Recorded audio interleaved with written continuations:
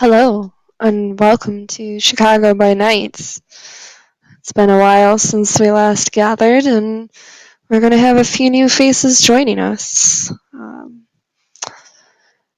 Last time, we had a couple of people join Joseph Audley, who had been previously investigating some issues with anarchs causing trouble in the city. And they had pointed him on to Veronica Lamar as somebody to talk to, and possibly closer to the root of the problem. And the Camarilla was kind enough to send Rick Williams, as well as Torrin. What's your character's name again? Father Torrin.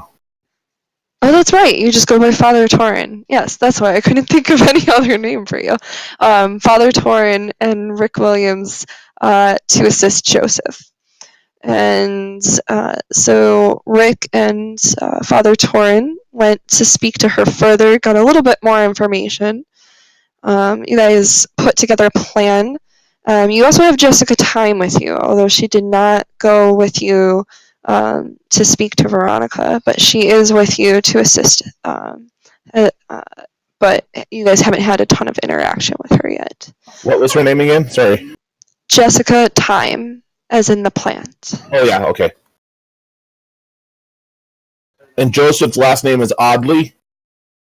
Yes. Thank you. So, you guys came back together at the end of the night. I believe you put together a plan along the lines of trying to become the driver for her to the secret monthly meeting that she has that you think may hold some information about what's been going on. So I don't recall, did you guys go to talk to James Garrett about all of that, or did you stop after making that plan? I think we stopped after making that plan. Yeah. We stopped. We have a date and time when she wants the ride to whatever part of Chicago. I forget the location. Yeah, I believe it's farther north. So the original issues had been around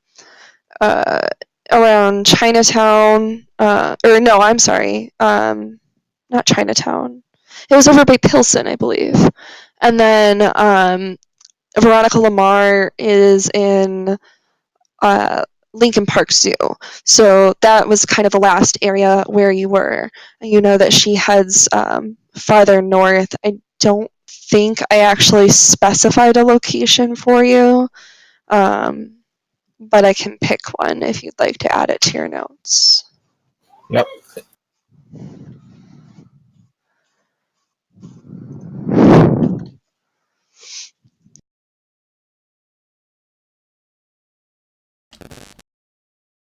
Check my notes in case I wrote something down.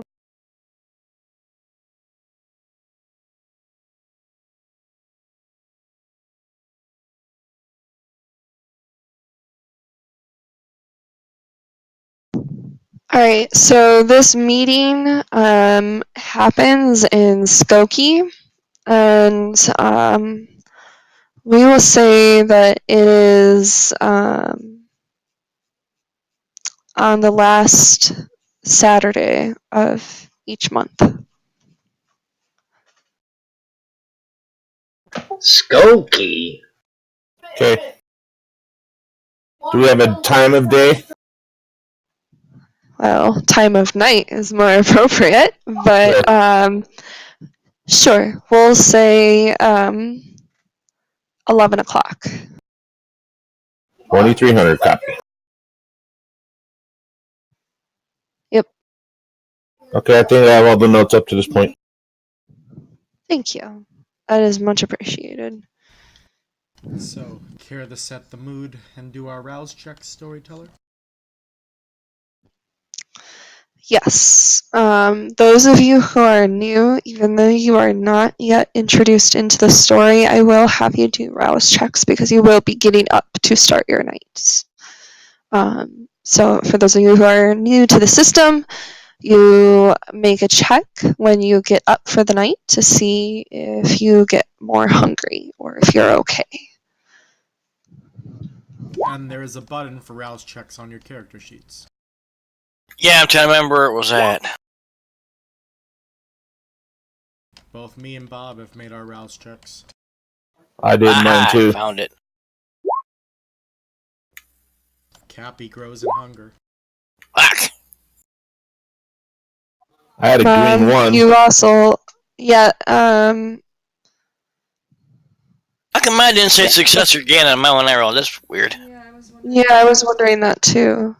I don't know, it says he rolled a 10, but...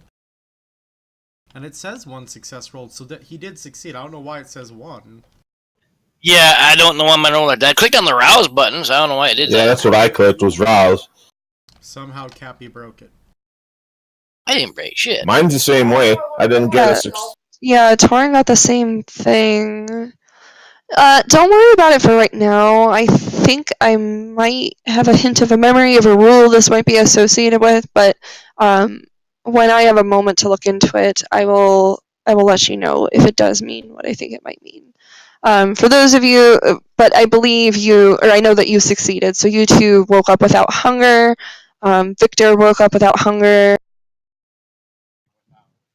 Well, you don't gain hunger, I should say. And that's actually another thing that we should let some of the newer players know about is that you are always hungry. You are always going to have at least 1 hunger unless you kill the person that you're feeding off of. The only way to fully sate your thirst is to actually take their life.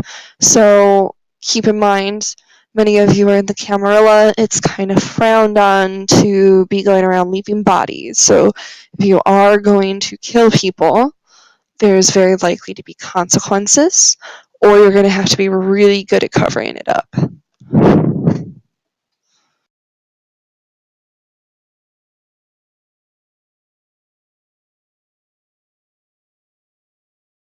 And there aren't blood points in this one, there's just your hunger. So, Mom, at the bottom of your sheet, below the disciplines, there's a little section that says hunger, and it has 5 dots beneath it. It's currently at 1. You're going to want to add 1 more dot. You're now at 2 hunger. So the beast is clawing at your tummy tonight, and you hear it whispering, "It's time to feed. Where are our fans? We should be admired. Why is nobody admiring us right now?"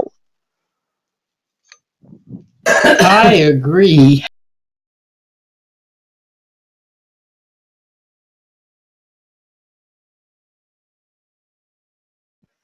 I have no idea why no one's hiring you.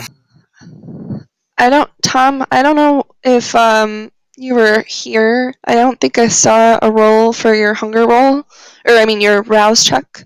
If you could do a rouse check really quick. All right. There's a spot on your sheet for it, way at the bottom on the first tab. There'll be a spot where it says rouse with a little button beneath it. Okay, what is with the rouse dice thing? What doesn't Tom and them have filled out that we do?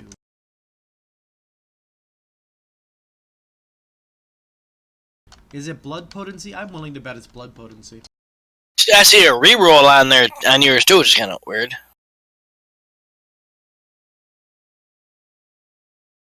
I have 2 blood potency. Oh, So do I. Then it's not that.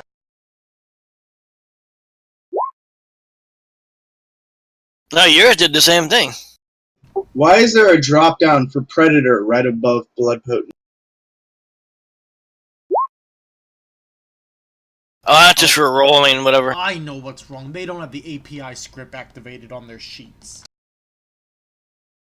API script, what's that? Yeah, it says non-API on my button when I hover over. See? Now it works for Tom. So put the check mark there. Yes, put the check mark there. Under where? Top of your core sheet or the button or check mark box you can. Oh, enable April. Okay, yeah. Do I need to re-roll my rouse or do I get to keep my save? You can keep it because it rolled. Sorry. I was saying What the were you same gonna thing. It did roll it. It just didn't animate it and stuff like this. I kind of like it looking like that. It's kind of cool. I see what it was doing. It was saying a 0 if you failed, a 1 if you pass.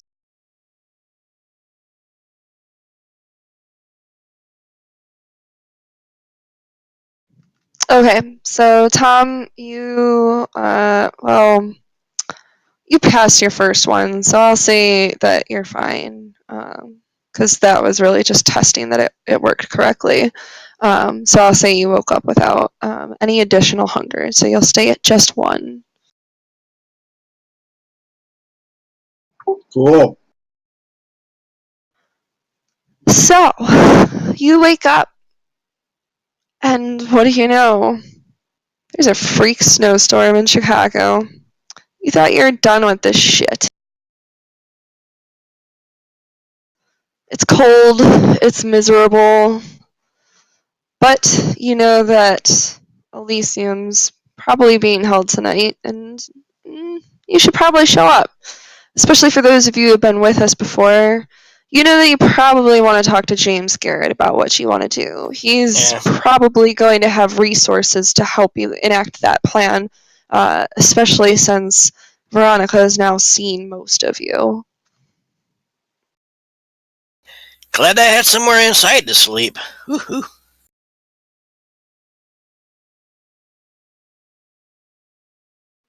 Indeed. I'd put my coat a little bit after I wake up. So Father Torn and Rick Williams should probably go back to that place where the Elysium is being held. Well, there's not necessarily one place where Elysium is held. So there's what is it, Blue Velvet? Is that right? Yes. There's Blue Velvet, and then there's also the Succubus Club. I think when you met up with Joseph, it may have been at Blue Velvet, but I don't remember for sure. We'll say tonight it's the Succubus Club. Okay.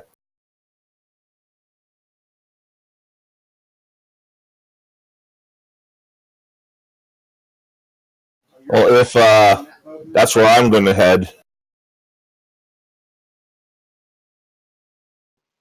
What about the rest of it? Is there any, or maybe an easier question, is there anybody who would not want to make their way over to Elysium tonight?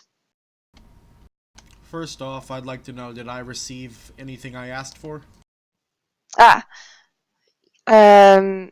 Yes. Is it okay to talk about it in front of everybody else, or would you like a private scene later? Nope, we can talk about it. Okay. So, immediately as you wake up, it's actually eerie how well timed it was. You hear a sharp knock on your door. Oop, ignore that. I'm not sure why that even came up. I get up, and I peep through the hole. What do I see? It's a messenger that you've seen before. I open the door. You sent a letter earlier, sir. Yes. How are my good friends doing?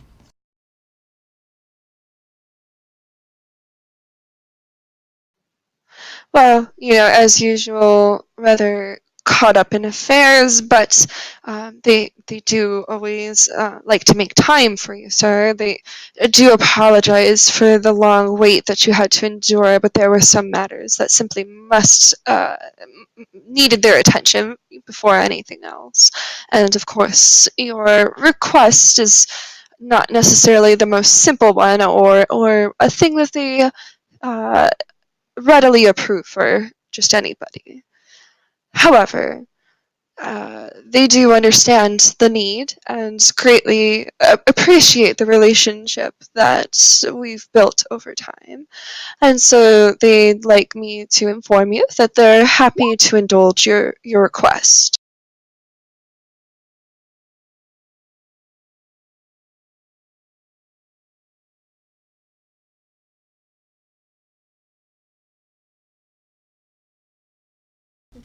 Well, I'm so glad that you could handle that request for me.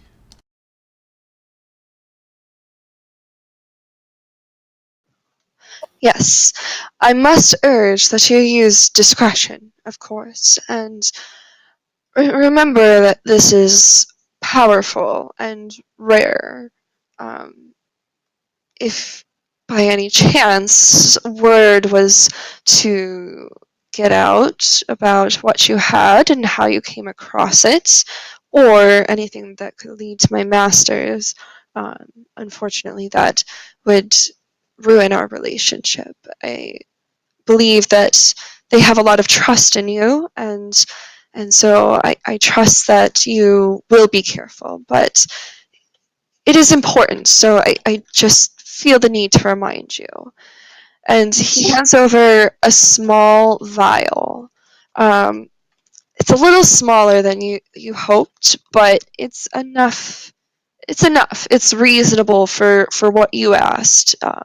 So it's not necessarily like they're cheating you out of what you asked. It's just a little smaller than you'd hoped. Alright, so how much blood do I have then?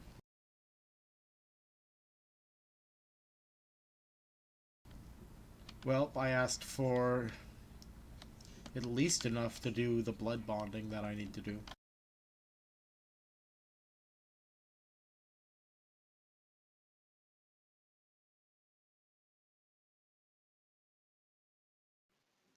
Okay, I'm gonna say you got 4 points of blood.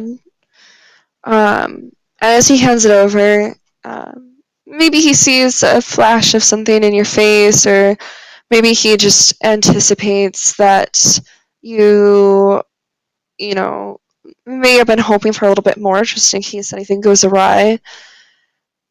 Um, I do have to say, I don't think my masters would object to a request for more if you are not able to achieve your goal with what they have. It is just simply that something this valuable and rare must not be given out in large quantities and without great deliberation. Of course, and indeed I may need more later.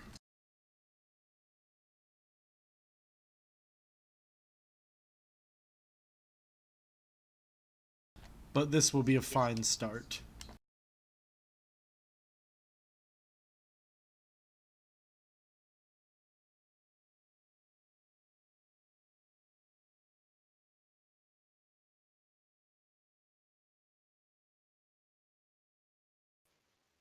Sorry, a little trouble with my Discord.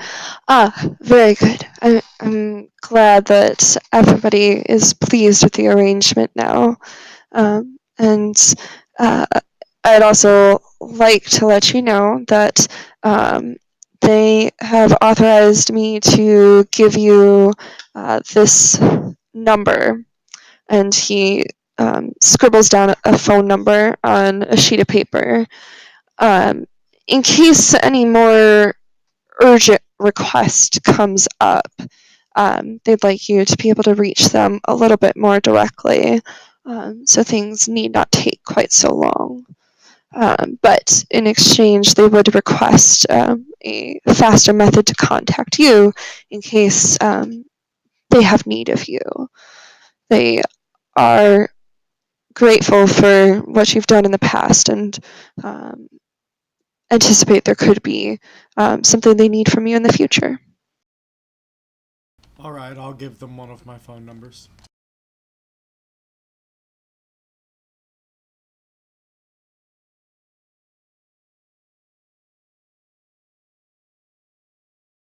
Joseph takes out a pen, starts scribbling it down on a sheet of paper.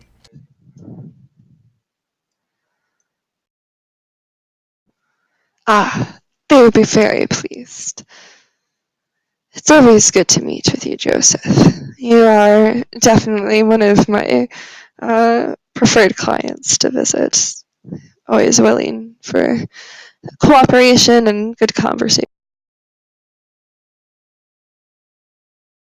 Of course. I spent a long time among your people. I understand much of what happened.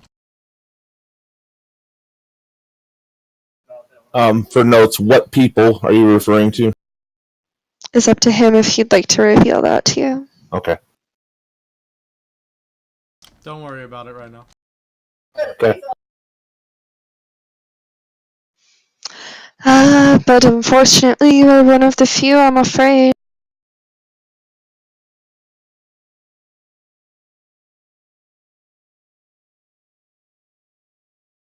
Tell me, will you be in the city long, or are you leaving? I'm afraid I must be off almost immediately. I wish I had a little more time, but as I mentioned, things have been very busy lately, so I've been forced to be on the move constantly. Of course. Well, next time then we'll grab a meal. That would be lovely. I'm sure I'll be by soon. I give him a nod.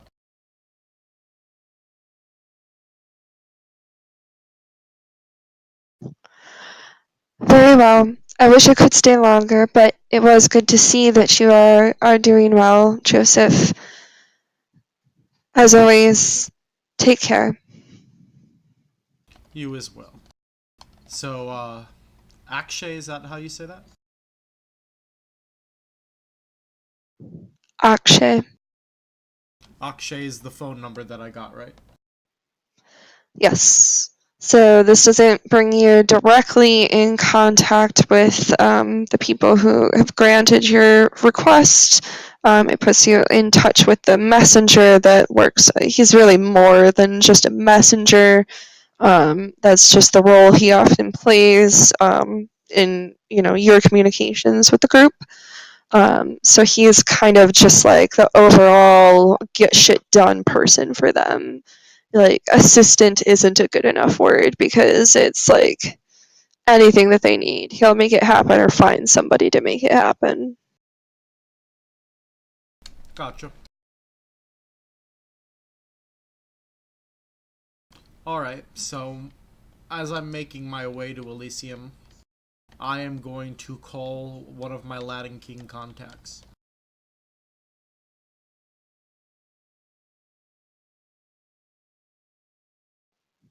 Okay.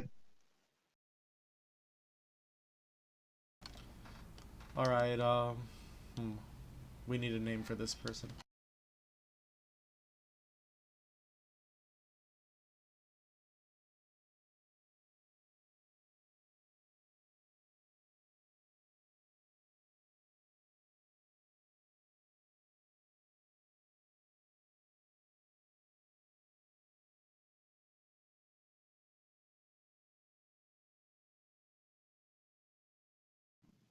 His name is Ty.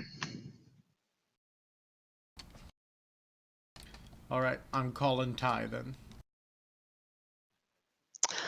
What up, man?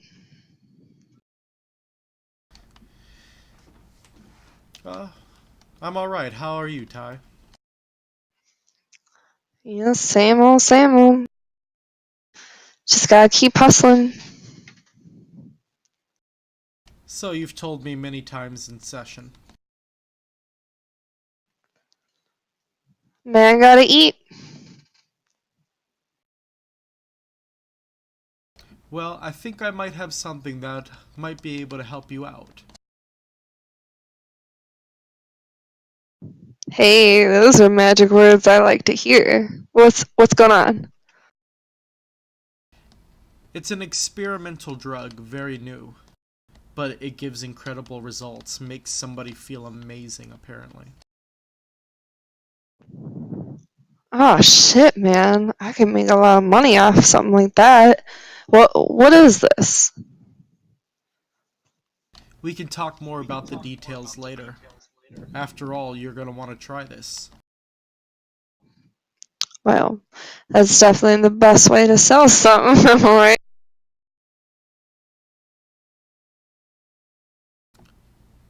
I agree. Listen, I'm going to be heading into the city around the Succubus Club. Think you can meet me there? Yeah. I'll be a little bit late, but I'll be there. I just need like maybe an hour. Take all the time you need. I need to go into the club first anyways. We'll meet outside of it. Yeah, I'll be in the alley we met before. Sounds like a plan. Cool, man. And he just hangs up. Alright. I'm gonna throw on my jacket so that I look like a normal person in this weather. And I'm gonna start making my way to the Succubus Club in the city. Alright, does anybody have anything else that they're doing, or is everybody else just going directly to the club? Probably go right to the club. Straight to the club for me. I don't need to eat. Does my character know about this? Yes. You are in the Camarilla, so you are generally pretty aware of when Elysium is happening, and you know the right places to check to figure out which location it's at. Okay. Victor calls down for his driver, tells him where we're going for the... So, a little bit of background for you, Bob, really quick before we move on to other people. Because of that background that you chose with the Venture family, you are a big fucking deal. So when you walk into Elysium, people will be noticing. Like, people are probably going to like flock to you, and the Venture are really in power there. What with the prince and everything being Venture. So you can anticipate when you go in there that like people will notice that it'll be harder for you to have private time than for you to find people to talk to. Okay. All is as it should be. And truthfully, Mom can expect sort of a similar reaction, but not because of her family line or anything like that. Simply because, one, she's fucking gorgeous, so anybody with eyeballs is looking at her, and two, she's really fucking famous, so a lot of people would know her, might want to be in her social circle. She'd probably have some hangers on. Now, mind you, this is vampire society, so it's not going to be like mortals who like lose their goddamn minds when they see you. It's more just like your status and influence in these circles means that you are somebody who's noticed at Elysium. Okay, so my character is aware too that everyone's meeting at Elysium. Yes, definitely. In fact, like, there's a good chance that like you're in contact with people that are either in charge or high influence among vampire society. So like you've probably been in contact with people who are like, oh my god, you'll be at Elysium tomorrow night, right? Like, I'm looking forward to talking about blah blah blah blah, or like, oh, I haven't seen your face in so long, so you've probably had conversations about the fact that everybody will be meeting tonight. Given that I'm hungry, aren't I going to have to make a pit stop and find a human who's, I guess, a drug addict? So you don't have to. You're not so hungry that like you can't do anything. You're just a little hungrier than normal. So like you could go eat now if you wanted to, but you don't have to. Another thing to consider is you're going to the Succubus Club, and there's a lot of, like feeding and stuff that can happen there. Given how influential you are, it wouldn't be a stretch to think that they might be prepared for your tastes, because keep in mind that you also like to feed on people who are your fans. All right. So I call my driver to come get me.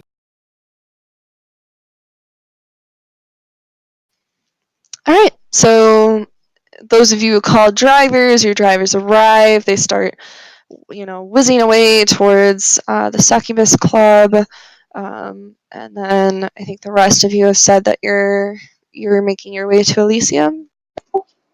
Before I go, I'm actually going to need to stop by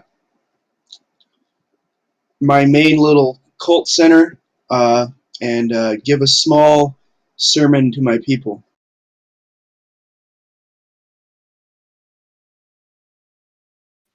Okay. Do you want to give us a snippet of that sermon?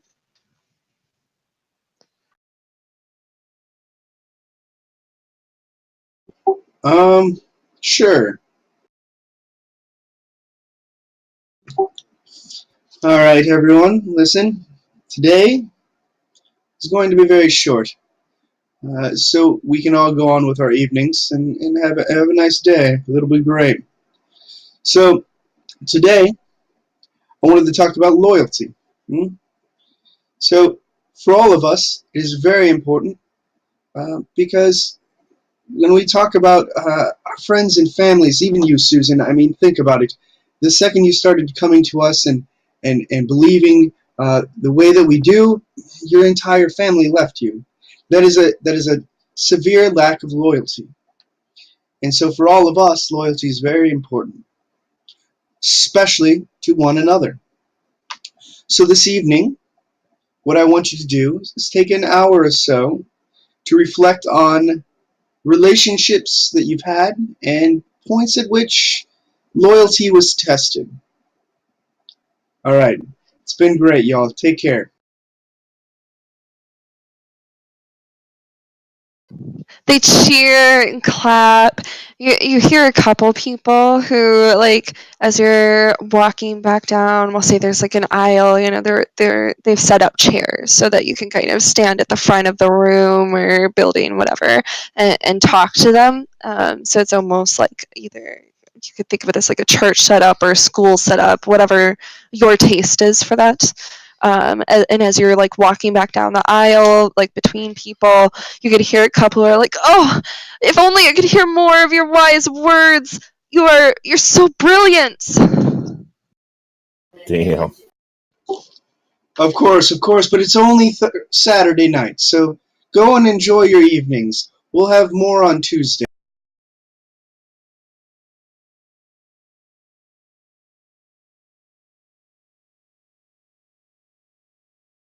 Of course, you must have so much to do. We'll look forward to Tuesday, and we'll take care of the activity you've told us to do. All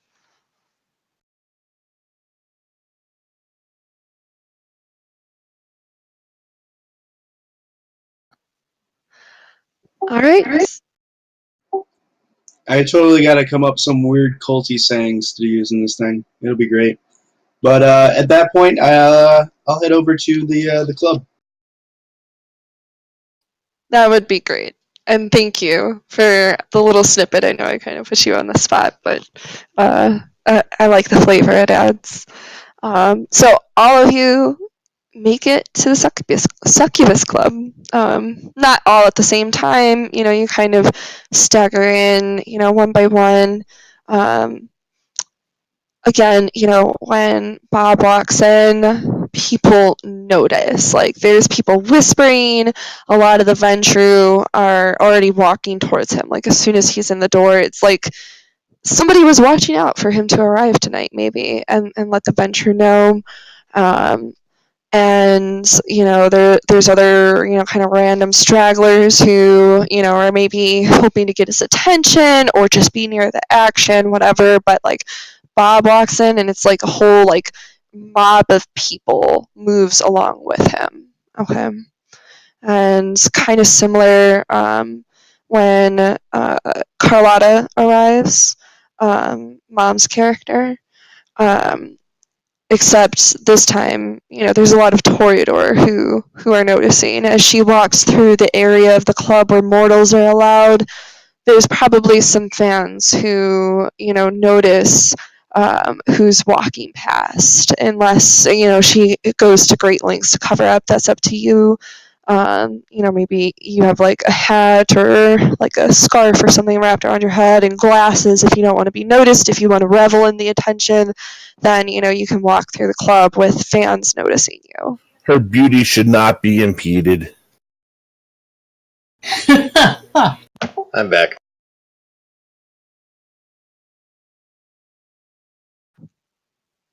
So what do you want to do? Do you want to be hidden, or do you want to just let it shine through and have everybody notice you? Me?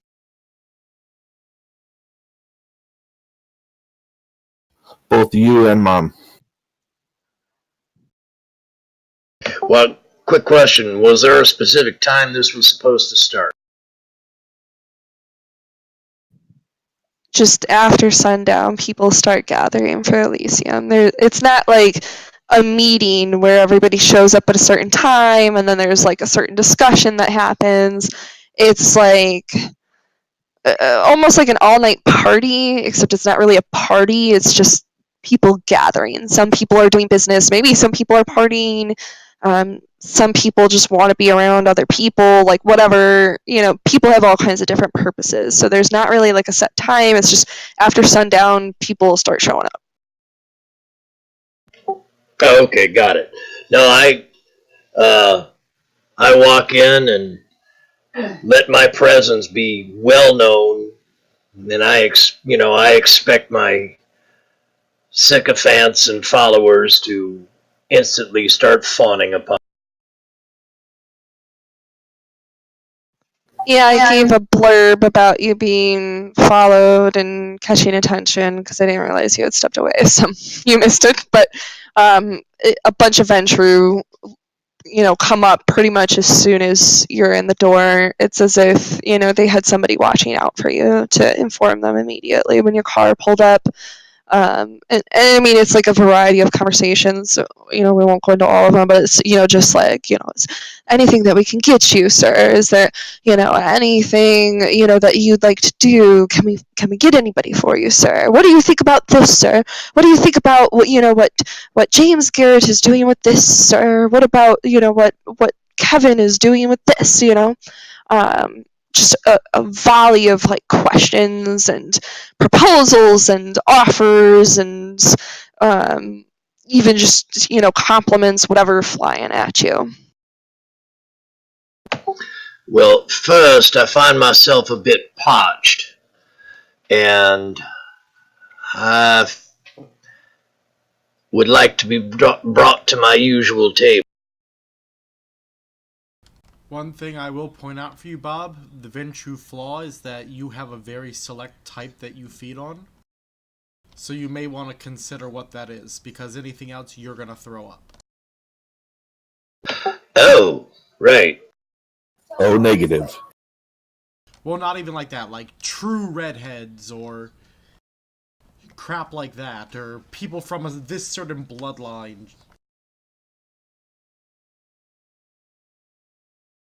Oh, wow, that's cool. Individuals of Swiss descent, homosexuals, people who have PTSD, there's all kinds of choices. Oh, okay, yeah, I see that.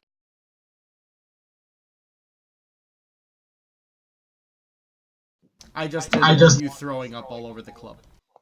Thank you. And apparently I can only drink from blonde alcoholic women.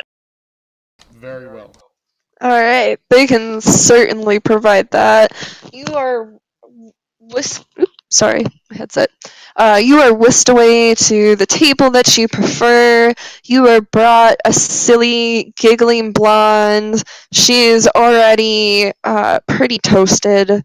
And as the like waiter or whatever who's attending you, kind of escorts her to your table, he says, if she's indulged a little bit too much for what you would prefer right now, we could find another. We have a variety of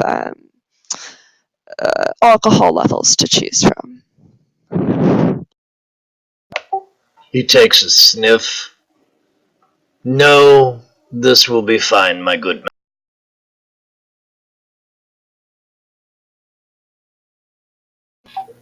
I come in and thank those who greet me and talk a minute to different toreadors there. But then I ask for a seat in the back because I want to observe things a little bit.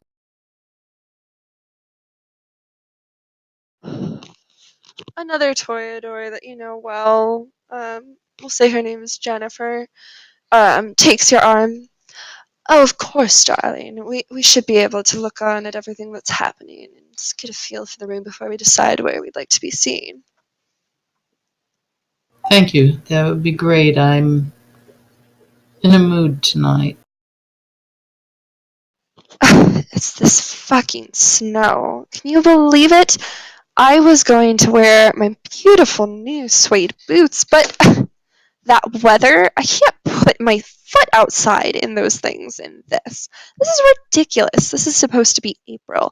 I should be stepping out in the latest spring trends, and instead I'm still trapped pretending like I care about the cold and protecting my footwear. Now, I do understand, and it's certainly a bother, and one of those things we actually can't do anything about.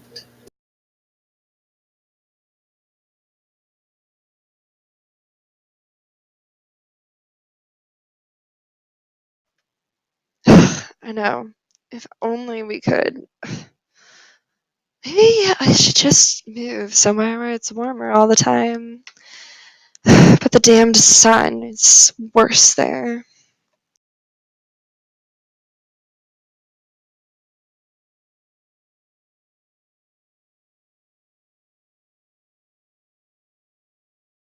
You guys talking that snow, then my kids are come walking in, just kind of brush the snow off him, not giving a crap about it. Just kind of stamping his feet off and all that stuff. He's a game guy. He didn't give a shit. Yeah, you probably might even be like literally shaking off like a dog does. Yep. I mean, yeah, she doesn't want to be anywhere. I actually really either of them don't want to be anywhere near you when you come in. His coyote is waiting outside with instructions to alert him if shit hits the fan, basically. Well, I mean, things aren't likely to but go that way. It's Elysium. Weapons aren't allowed. Disciplines aren't allowed. It's peaceful. Everybody's that's meant good. to be able to meet safely. Does anybody else have any kind of grand entrance that they're making? I would think that probably Joseph and Father Torin and Rick would be in contact with each other to try to. Yeah, I'm just gonna come in unobtrusively. I don't want to draw attention. I'm sure I there's probably enough did. attention being given out to other people right now. I'm late. I probably do attention just being myself. I'm purposely going to be late because I enjoy pissing off James Garrett. Okay, so Torin, Rick, you guys are waiting, and you see that James Garrett has made eye contact with you. He sees that you're there in the spot where you were told to wait. We'll say there's a table off to the side where you were told to wait for him. And it's now 10 minutes past the time that you were supposed to meet with him. And he's clearly seen you, but he also clearly sees that Joseph is not there. So, a little bit of logic tells you he's probably not bothering to waste his time coming over here until you're all here. He doesn't look super happy. especially as more time passes and he keeps checking over every so often, and Joseph still isn't there. Do we have contact for Joseph? I don't know. I don't recall if you guys exchanged information. I don't think you did. But if I'll be generous, if you guys want to say that you would have all wanted to exchange information, we can say that you did. They legitimately would have had to have asked me. I would not have just offered it. Yeah, no, That's why I'm saying you guys need to talk it out on whether you guys all would have exchanged information. No, I don't think so. We're all new acquaintances. I'm not sure we would have given away contact information just. And just like in real life, I'm sure Cappy doesn't have information to give. Ha ha. I mean, he kind of has a point, actually. I'm a gay girl, I probably wouldn't. Yeah, exactly. You're probably like, what the fuck do I need a phone for? I'll send a mouse if I need to tell you something. Also, since he's in here, he's not going to wear the glasses he wears to hide his eyes. So Emily looks at him, we'll see he got kind of wolfish-looking eyes. Yep, this is a safe place to do so. You might need to be a little more careful if you go into the mortal side of the club. But in actual Elysium proper, that's... Yep. So, Joseph, how long is it before you decide to grace them with your presence? Well, about after that 10 minutes you were talking about is when I actually entered the club. But then I spent some time dancing and things like that. Just kind of like dawdling while I'm there.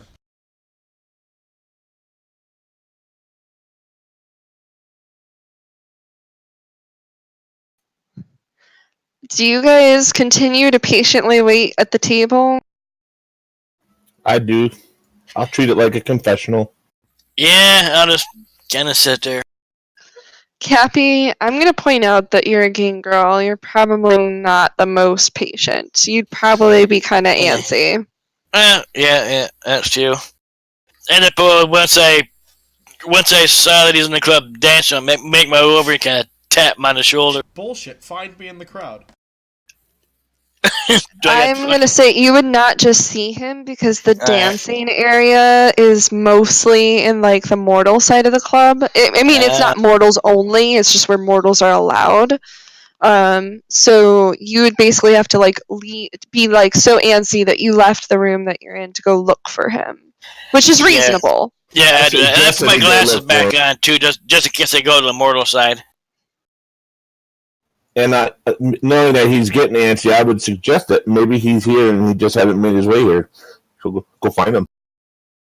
Yeah, I'm on it.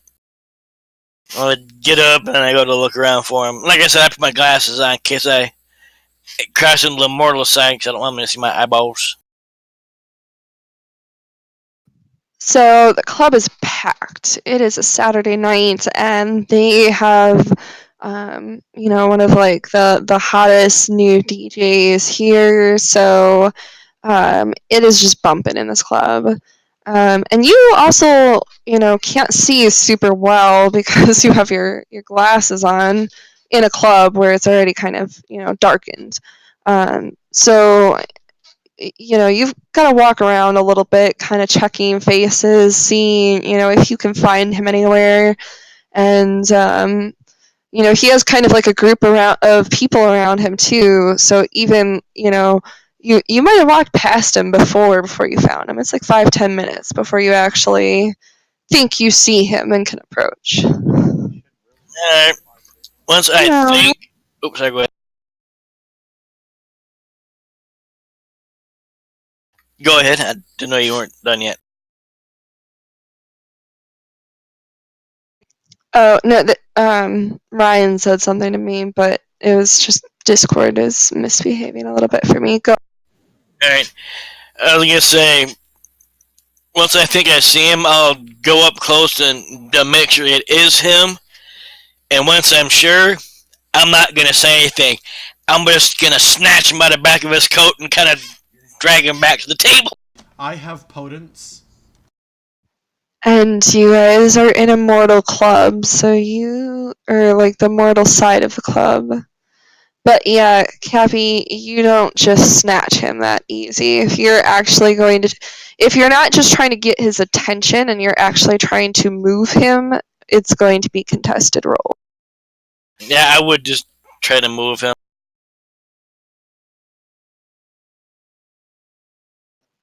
Okay. My character ain't got time for this shit.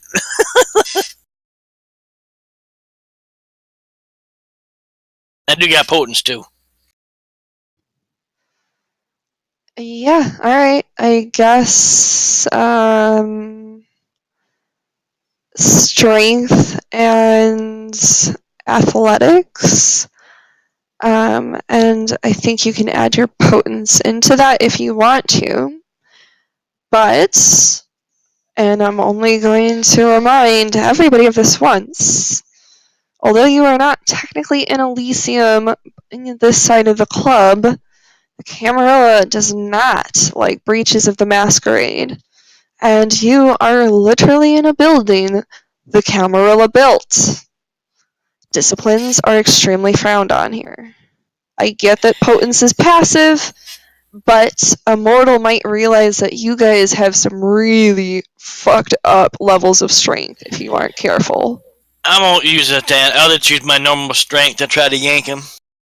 I rouse the blood for prowess. Okay. I'll do my roll over real quick.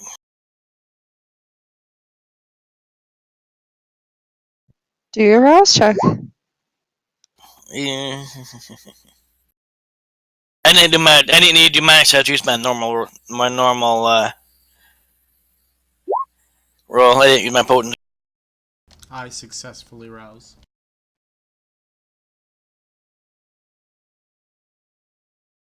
So what does rousing the blood do? So in this case, it lets him he wants to use it for prowess, which lets him add his potence rating to like unarmed damage as well as feats of strength. So in this case, in resisting Cappy with a contested roll, he will get to add his potence into essentially standing his ground. Well, I so have he 2 is successes. Oh, sorry. So he is going to. Sorry, I'm just trying to understand. So he's going to use his discipline. Yes, he's basically activating one of the powers that his discipline gives him, which in this case is potence, so that he can add his potence to things that he's doing that are relevant to it. Yeah, Cappy, you try to like snatch him and pull him along, and it's like comical. Like it's like you tried to pull a stone of like ridiculous weight, and you actually kind of lose your balance from it and stumble. So, and in accordance with this, Laura, since I am activating the potence, what actually happens is as he goes to grab me in this aggressive style to pull me away, is I grab him back and I pull back. Sure. Okay. Okay then. You gonna come? We waiting for you. Use your words next time, Camarilla dog.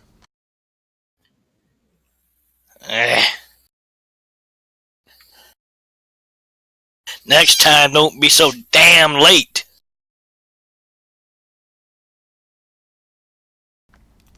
I mean, I'm here. There's here, and then there's where you're supposed to be. Suppose is a relative term, really. Whatever, just let's go. For the love of... It's alright, you can go away with your tail tucked between your legs. I just kind of look at him. We'll handle that shit later. I will go over to the area now. Okay, so you guys make your way back. Father Torin looks on with saintly patience for you two to come. Well, Cappy slinking back, looking like somebody just kind of whooped his ass, and Joseph with his typical stride. Not long after the three of you joined together, James looks over again and seeing the three of you there.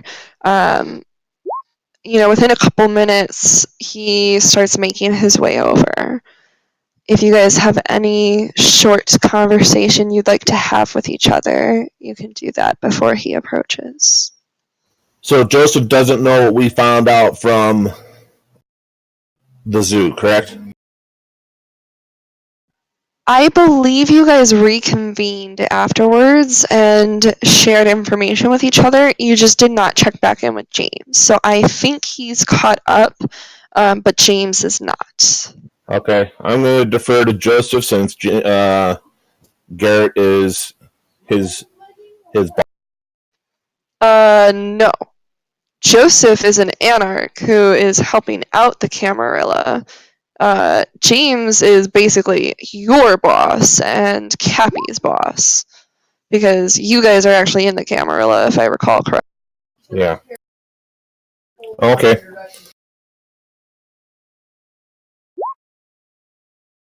I have no boss. I mean, if you would like to talk to him about taking a lead with the conversation, you can, but saying that it's his boss is not an argument that is going to work. You also may want to keep in mind I'm the one who went out of his way to piss him off as well. Okay. I'm just going to play it by ear and see how the conversation goes when James gets over here.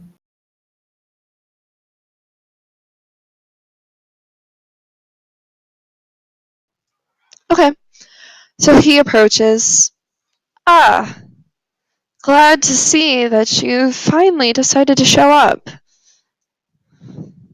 Well, these things are just so dull unless you enjoy a good dance.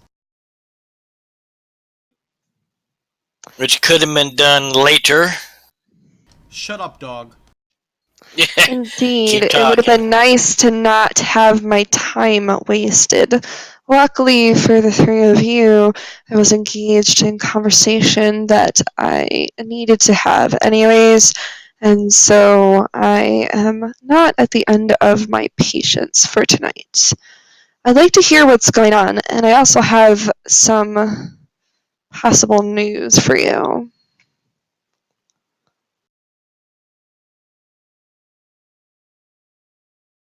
I take a Father- seat and prop my legs up on the table.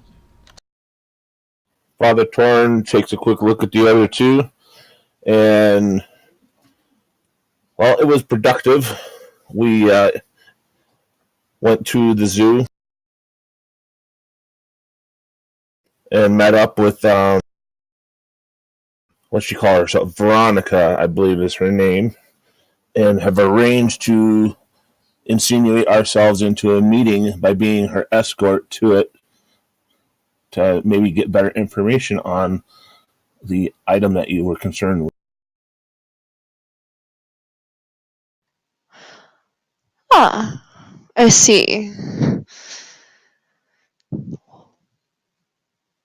So are all the arrangements made for you to drive her then? Indeed, the last Saturday of the month, we need to be up in Skokie by 2300.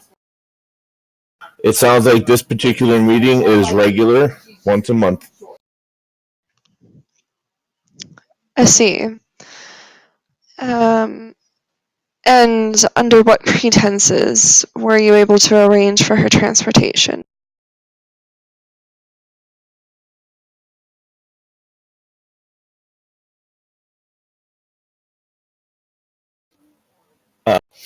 She is, I believe she wanted to be inconspicuous. We offered that. I know how to drive pretty well.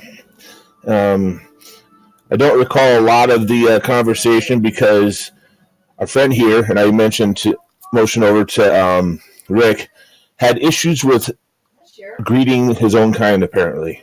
I'm not familiar with the faux pas that happened, but it took a bit to get things sorted out afterwards. I see. Well, I expect that you will make this next meeting go flawlessly then, because we cannot afford to fuck up this investigation. I hope you understand that. I do. I nod. Now, were you particularly representing yourselves as, on behalf of the Camarilla, or are you presenting yourself as, independent parties? I believe that I utilized my my concern with the neighborhoods that I deal with regards to my job as father, Thorin, as my interest in trying to prevent needless chaos, as the way I believe I couched the phrase.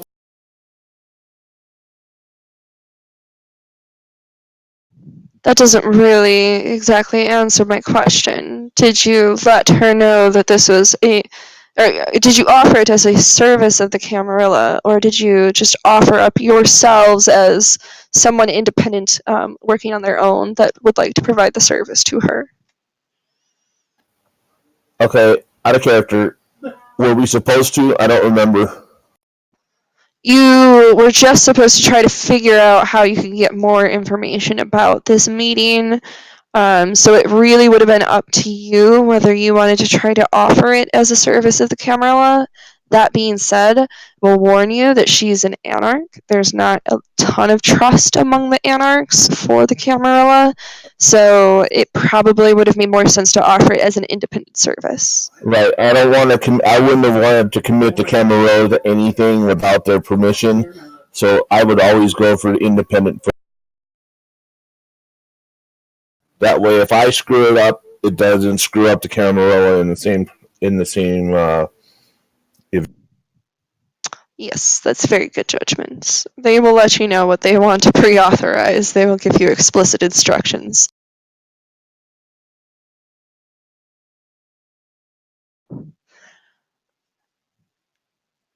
So I'm assuming you let him know then that it's an independence offer.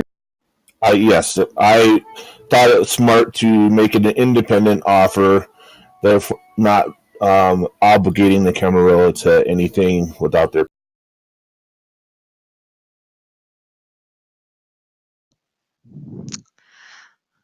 Very good. I think that was a wise approach. I'm not sure that she would have trusted, someone like myself offering a service like that, especially when this has already been such a secretive meeting. So this kind of gives us an in without her necessarily understanding that we directly have a hand in the deal.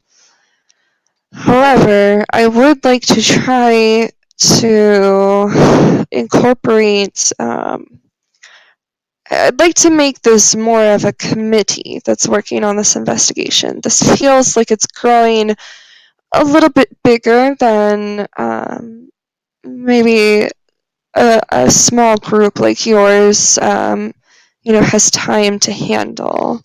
And we have, you may have noticed, some very interesting guests that have returned to Chicago after having some tours of the rest of the country for various purposes.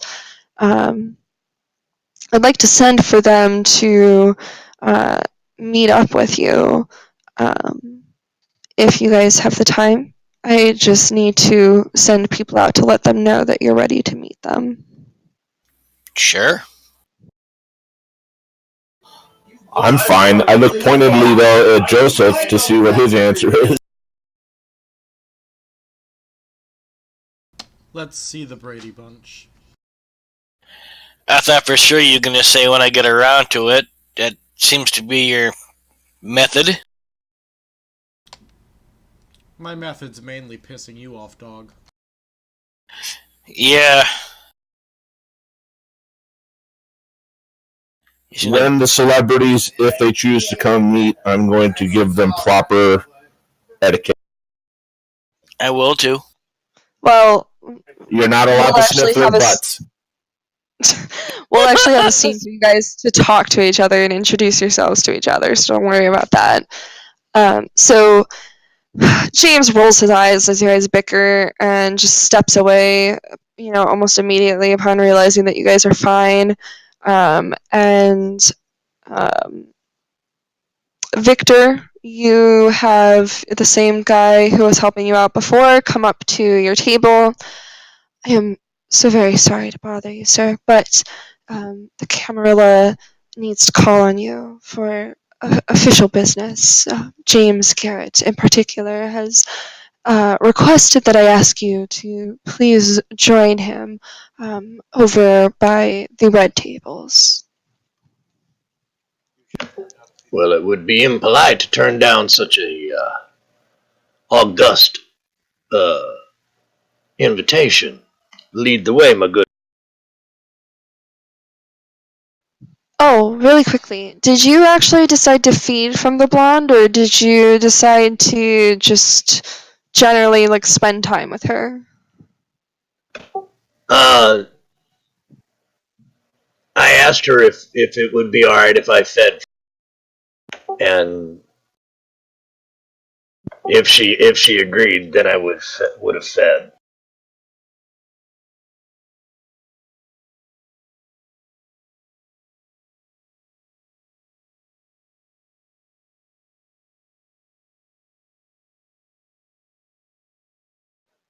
Okay, so you'll basically just have to persuade her, but it's gonna be pretty easy, given the situation that you're in.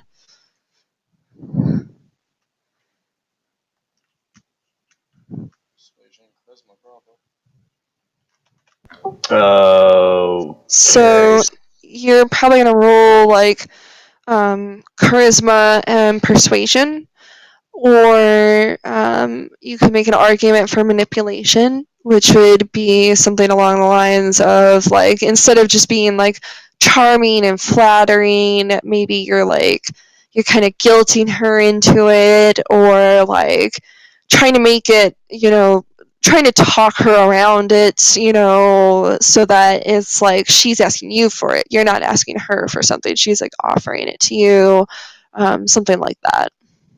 Okay, well, question. Mesmerized, does that, can I use that, or does that make her not a willing? It makes her not willing because you'd be forcing it. Oh, okay. Yeah. But again, given the situation that you're in, that this is pretty much what she's here for, is for you, for people to feed on and stuff like that. So it's not like this is going to be a terribly hard roll, especially because it's against a mortal.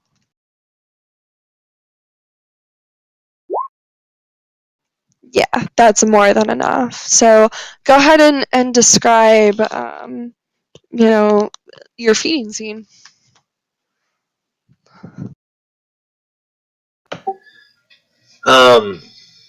Okay. My dear, you look particularly fetching tonight. You look simply delicious, my darling. Might I partake of your particular fuck, lost the word. Nectar. Oh, you're so nice. Oh, I can't believe that I got paired with somebody so cute. I mean, I guess you could have some. Oh, that does my heart good, madam. And he proceeds to feed.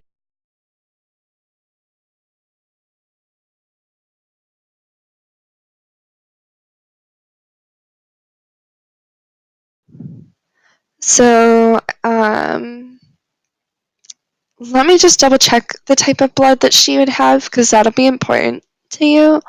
But I might wait till a little bit later to explain exactly what that means, just because I know we're already getting a little bit late, and I want to make sure that we have a chance for everybody to at least get introduced to each other in this game.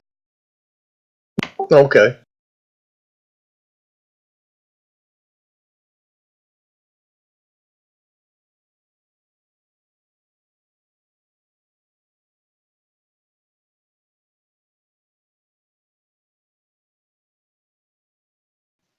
Okay. So I would have.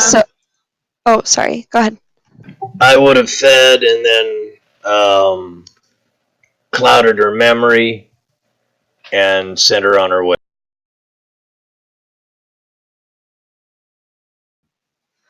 Okay.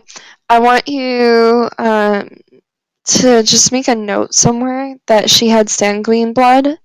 And so as you feed from her, you start to feel really happy. Like things just seem brighter, and you're excited for the night, like there's something in the air now that you're ready to face it, whatever it is, and whatever it is, it holds whispers of great things for you.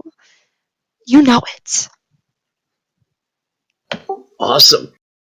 Yes, Cappy, you have to choose one of the powers. You do not. Okay. Okay, I did choose one already. Is there a place on the character sheet for notes?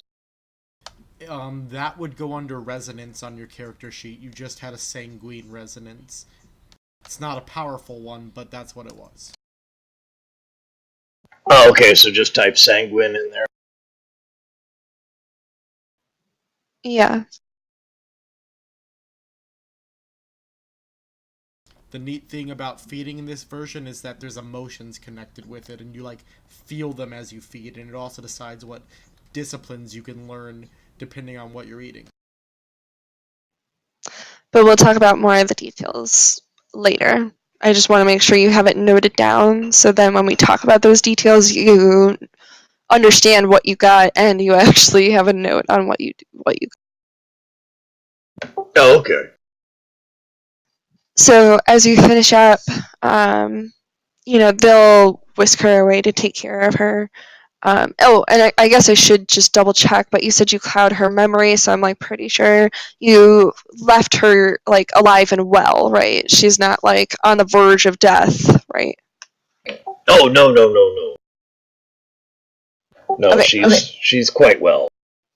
Just making sure. So that's perfect. They'll whisk her away, take her somewhere to kind of recover herself and whatever. You don't need to worry about that. That's what they're there for. And so you can go ahead and start heading towards the red tables, but before you get there, is for Kathy, a waitress kind of, or whatever you're going to call them. We'll say they're called attendants, because I don't think waitress is quite the right word. An attendant walks up to you. Miss, if you wouldn't mind, James Garrett has a proposal for you, something that he thinks you may find interesting, an opportunity to get involved in something.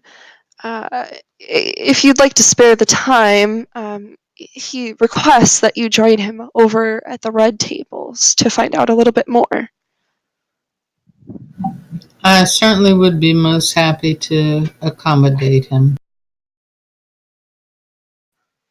Ah, that's wonderful. Would you like me to escort you, or are you fine, miss? I wouldn't mind your company at all.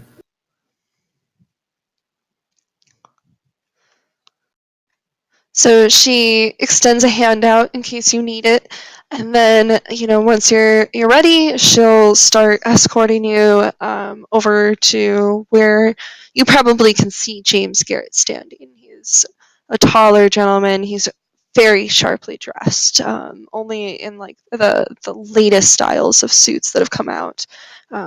He just always looks impeccable, so he draws attention. Lead on. And then Tom, is your character's name Billy? Is that? Yeah, that would be it. Are you ready to be introduced? Yeah, absolutely. Okay, so an attendant approaches you as well.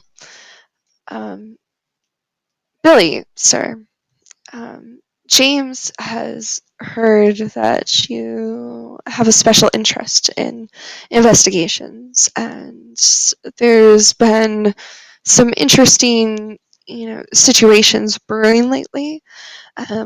And he feels that he's not getting quite as much information as he could be, as quickly as he could be, and he'd like a certain efficiency lent to the investigation. He was wondering if you'd be willing to spare some time to hear his proposal. Oh, yes, of course, absolutely. Lead the way, then.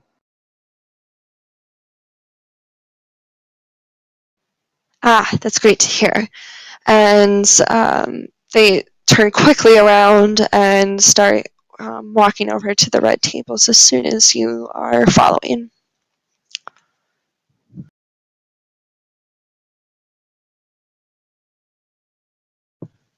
So, with that, the three of you converge on the red tables area where you see James Garrett standing. There's three people sitting at the table beside him. And I will let each of you give a description of your character to each other, so that you can all get a little bit familiar, and then James Garrett will do actual introductions. So, Cappy, if you'd like to start us off. Sorry.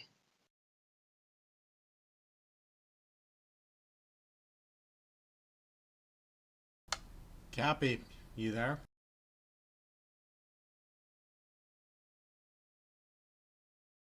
I guess I'll go. Sure, go for it. 2, 3, 4, 5. You see a priest-collared individual, very precise, black clothes, athletic build. And when he sees the lady coming, he stands up to offer proper etiquette for someone of stature like.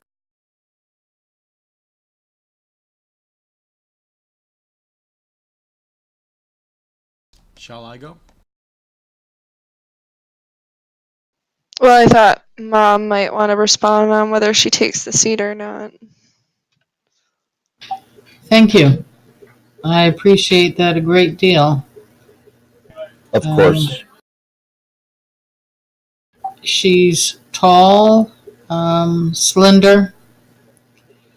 She's popular, but she hasn't let it go to her head because she wasn't always popular, and she has always loved her. He can't read minds.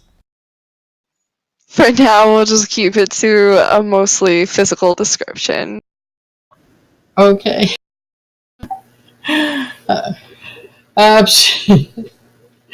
She's tall, slender. She has violet blue eyes and black hair. She carries herself with dignity, but a little bit of aloofness.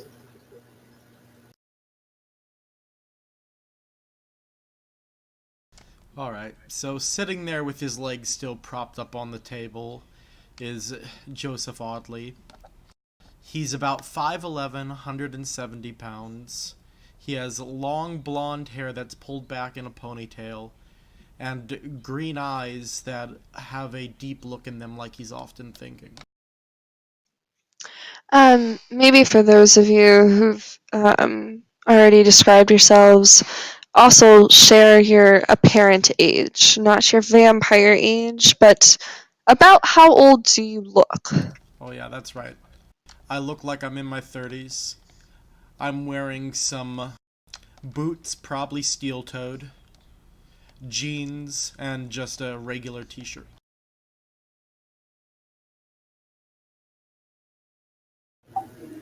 I have the appearance of being in my late 20s. I'm wearing a dark blue gown shot through with silver.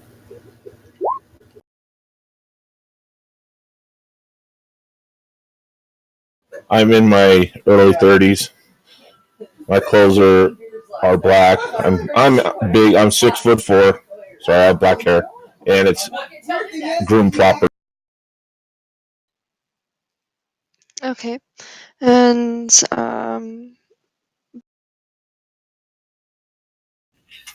I can go. For are you the Bob? Oh, I didn't hear you say Bob's name. That's it. Yeah, I didn't either. I'm sorry. All right. Sitting before you is a man. He looks to be in his 30s, wearing clothes that went out of style, like 200 years ago or something.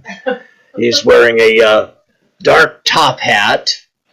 He he actually looks like he stepped out of a movie about the Civil War or something. Uh, he's wearing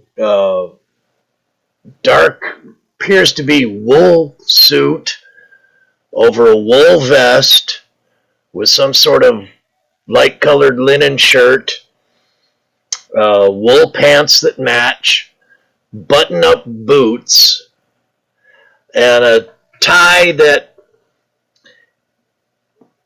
it almost looks like a cross between a cravat and a bow tie. Or an ascot. He's got mutton chop sideburns. He's brown hair, brown eyes, and he's about 5'6", 5'7".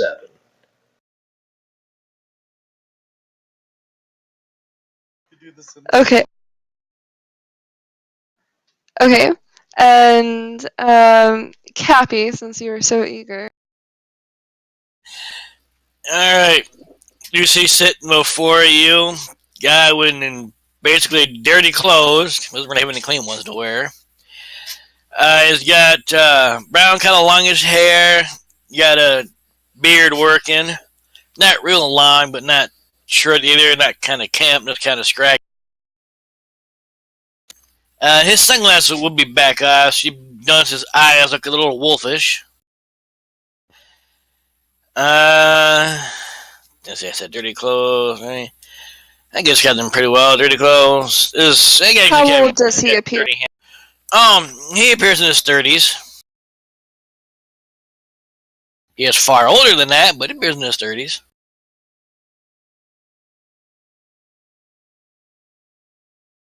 I think that's a pretty good description for the time being. Can't think of anything else I missed. All right. And then Tom, why don't you bring us home? All right. Well, he's right around the 40. He's got pretty deep widow's peak going on. He's got his hair somewhat long, streaked towards the back. He's a white guy, real dark tan though, with about 5'9", but quite muscular.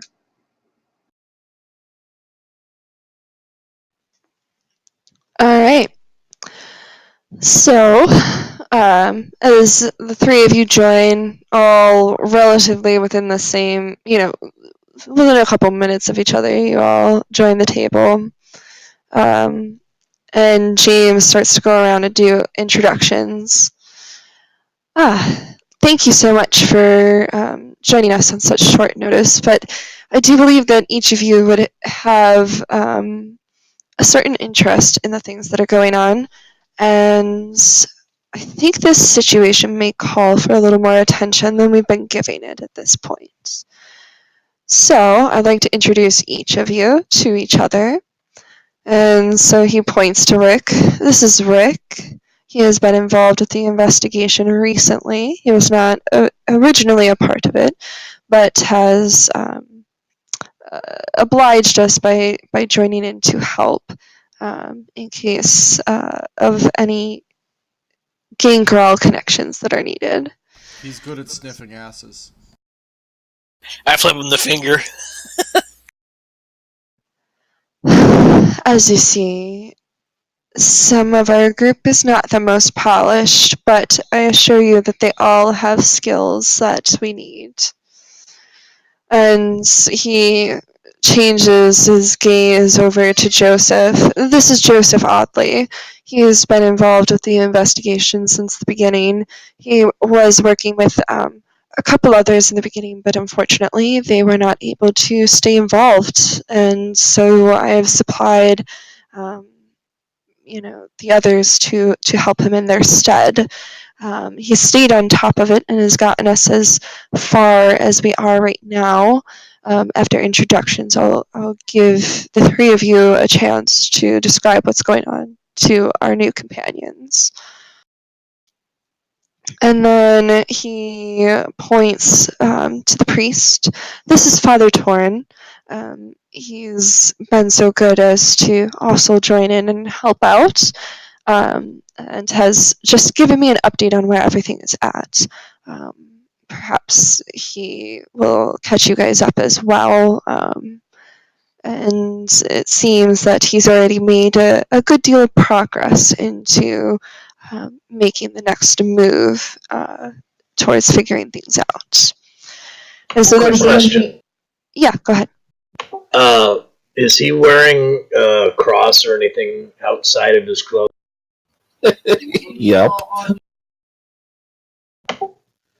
Oh, no. This will not do. Please put that away. And he's backing up while he's asking him to do. Oh, my apologies. I've gotten so used to it that I just forget that it makes some feel uncomfortable. I tuck it inside my... Most of us aren't bothered by it. Surprising some of us still are. I would think that went on a long time ago. Well, some of us retain the old ways. I would not suggest criticizing it, considering that your kind sticks to their ways, despite the rest of us entering civilization. And besides, dogs only have the intelligence of a 5-year-old. We can't blame you for not understanding. It's not that I don't understand. I was not trying to insult. I just wasn't aware there was anyone that still suffered from that. I did not realize no one was left from that. As you are probably not aware of, given your comments, he turns towards Bob's character. Oh my god, I'm blanking. This is Victor Bridgeford. He comes from an old Venture family and has recently decided to come back to, his homeland, Chicago. I don't know how many of you are aware, but his family has a very long history in Chicago with the Camarilla, and we would not be anywhere near where we are today without his family. So I humbly request that you perhaps consider this investigation. He's turning towards Victor to speak to him at this point. It's truly up to you whether you would like to join or not, but I thought perhaps somebody with the influence that you have could potentially prove useful to them at some point. You can, of course, make the decision once you have all the information. Oh, there's no need to make a decision. You have asked most humbly, and I will, of course, most humbly accept your invitation. That is quite wonderful of you. He turns towards Carlotta now. Wait a second. You're speaking about some family. What family are we talking about here?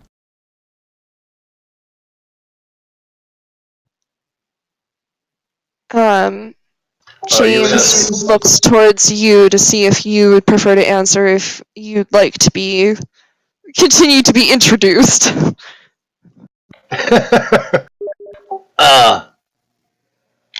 My good sir, that would be the family of Loden.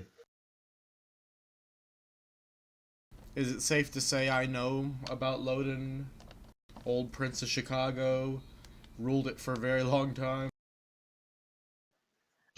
Yeah, I mean, you're probably not familiar with all the details because you aren't in the Camarilla, so it's not like your history, but you also have been helping out the Camarilla and have done so before, so you're probably going to pick up big bits of history like this, At the very least, you probably know, he was an old prince and stuff like that. Ooh, big wig Ventru. I bet you smell like money. Better than smelling of blood and mud, sir. Fucking anarchs, no respect. James's eyes flash. You are showing little respect yourself, sir. I've shown more than he has. Regardless, we need to put aside our petty differences because there's a bigger issue that we have to deal with. Well spoken, Father Torn. I'm glad to see that you find sense among the rabble. And I have not finished with introducing our newer guests. Sure that you all have noticed this very lovely creature sitting at the table. This is Miss Carlotta Van Brogen, though I'm sure that you know her all already. I mean, Carlotta, household name at this point. We're very happy to have her staying with us at Elysium tonight, and she sometimes likes to be involved in the local goings on. So I thought perhaps you'd want to hear about what's going on, my dear. And if it interests you, you're welcome to join. If you prefer, I don't know what your recording and touring schedule is like right now, but, if it tickles your fancy, feel free to join. If you're far too busy, of course, we understand. Actually, I would like to hear more, but I do believe I would like to get involved. I've been looking for something to give me some relevance. Well, if you want to be involved in the latest toil and trouble, this is the group you want to talk to. But of course, as I explained to Victor, it's completely fair to listen to the details, and if at some point anything changes your mind or the ridiculous behavior of a couple of the people at the table bothers you, you can always reach back out to me. Thank you very much. I am sure that I'm going to want to get involved, but I would like to hear what the involvement is. Also, the characters don't bother me because it is extremely interesting, and this is indeed Chicago. Well, I'm glad to hear that they don't bother you too. I know you're used to being among different class of society much of the time. So I didn't want to offend your sensibilities in any way. I I did have somebody else I was going to introduce to you, but he must have stepped away. I can't seem to find him right now. Sometimes he gets a little caught up in details, but it's exactly why he would be a great contribution to this group. Very clever, and provides a different set of abilities that I don't think this group is currently privy to. I'm going to step away. I have other things to attend to, but I trust between you, Rick, Joseph, and Father Torin that you can bring them up to speed on what's going on, and perhaps start to find a way to incorporate them in the goings on.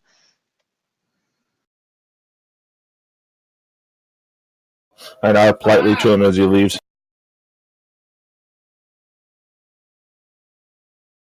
Ah, good, that dick finally left. I just shake my head. Please, sir, language. There are ladies present. You can tell him that all you want. It is not gonna help. Of course not.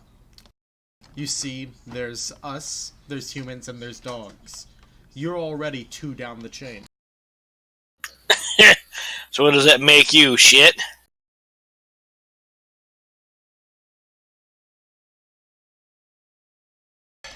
No, definitely on the upper part of the chain. You're an anarch. I don't consider you above me at all. I was above you on the dance floor. One bit of luck does not make you better than me. Do keep that in mind. I wouldn't call it luck. Is Carlotta the only woman in the group? Yeah. Victor Well, turns sorry. to... If Devil is here, there's another one, but he's not, so. Oh, okay. Victor turns to Carlotta. My apologies for their boorish behavior, madam. They seem to have not been raised. Oh, thank you. But this does bear some interest. It should be an interesting evening. But of course, we are a motley crew. Perhaps I can enlighten everyone that's new to why Mr. Garrett has brought us together. 'Cause he's a dick. That may or may not be one of the reasons. But it seems, if I understand it right, Mr. Audley here was having issues conducting an investigation by himself. You can call me Joe. Very well, Joe.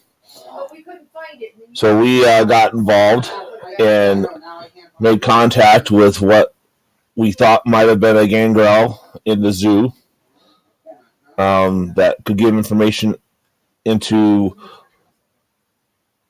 someone purposely causing riots. I'm sure you've heard about that in the news. To give you the short version, they went to go see someone I made my bitch the night before.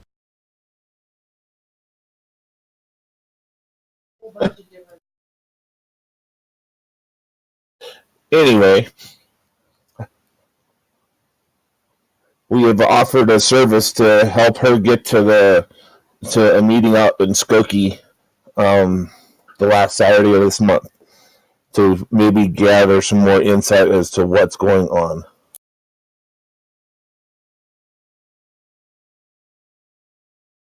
I see. I am not familiar with Skokie area, though. Perhaps one of you are.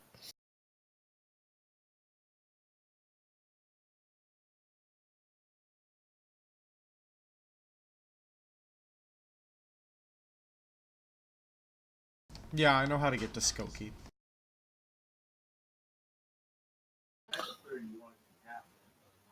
I look to Mr. Bridgeford, sir, with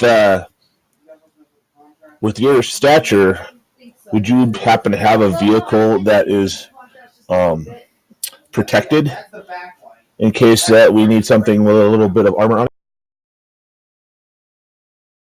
Oh, yes. I know just the perfect vehicle I have.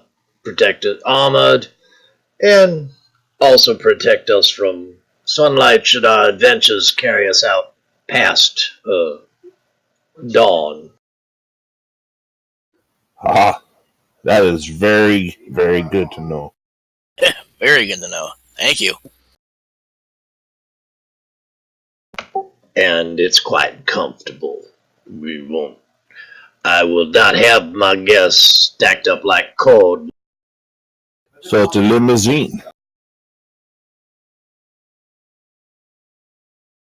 Of a sort, yes.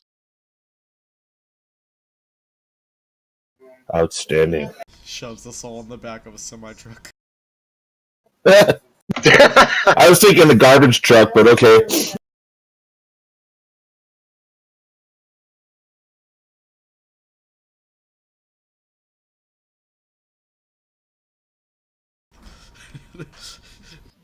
Rick leans back and just starts. Go ahead. The actual sun protection is just a damn tarp in the back. And if I don't like you, I cut holes in it.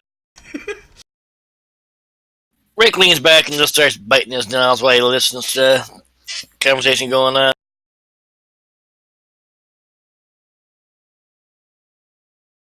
And carelessly spits the nails anywhere. I don't know. Spits him at Finn's character. Spits him at Joseph. What nails are you spitting at me? His fingernails, when he bites them off, he's spitting them at you.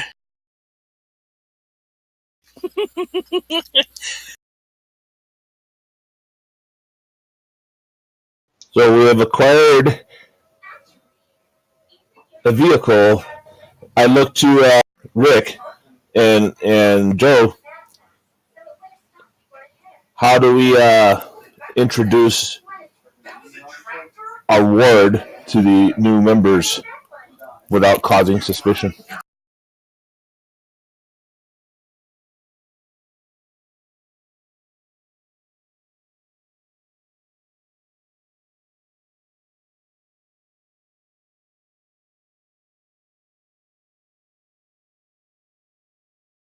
Test. Maybe have them. What were you asking me, Torn? How are we going to introduce additional individuals to Veronica on the day of the transport without arousing suspicion? I don't have a clear answer for you. I have no plans of meeting with Veronica. I told you, I made her my bitch last time we spoke. She's scared to talk with me anymore. So what do we know about this area of town that we're going to?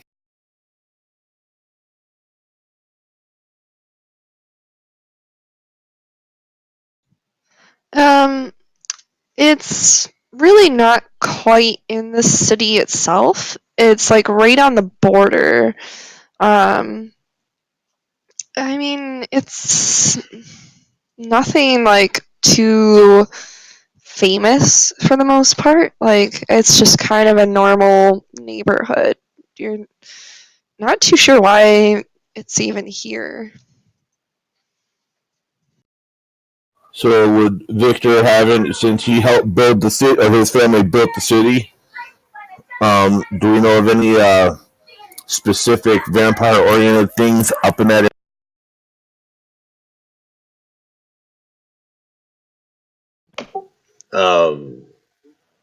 Storyteller? Nothing really too specific. What you do know is, like, so Chicago is a very strong Camarilla city, probably the strongest. But that doesn't mean there's no anarchs, right? It doesn't mean everybody is Camarilla. but the Anarchs do not make really any progress in like gaining a lot of ground in the city. There's like specific isolated spots for the most part, but the suburbs or like the near surrounding cities is where you start to see more of them. And Skokie is one of those suburbs. There's probably more Anarchs there than Camarilla. Okay. So the further out from the city we get, the more diverse the Anarch. Yeah, and other things too. There's word Okay. that some areas, maybe werewolves, have taken over. Okay, so we need to be prepared with the eventuality if anything goes wrong that it's not a Camarilla stronghold.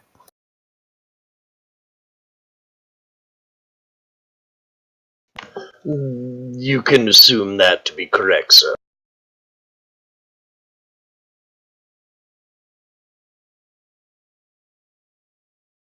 Have any of those riots occurred anywhere near that town or that suburb?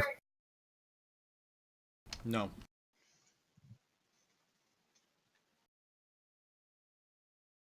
And the local police of Skokie, do they know about vampires? No. Humans don't know about vampires. I'm sorry, I meant to ask, do the vampires have slots on the force? Probably. Okay. Mind you, you gotta know who vampires who have those connections. Sure.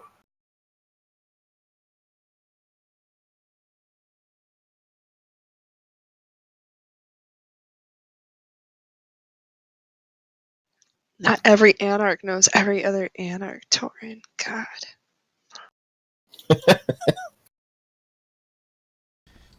As Cappy's biting his nails and spitting them at me, I activate Daunt, and I go, heal, dog! Something I can roll to resist that, or can't remember if that's something I can resist that. I can't remember.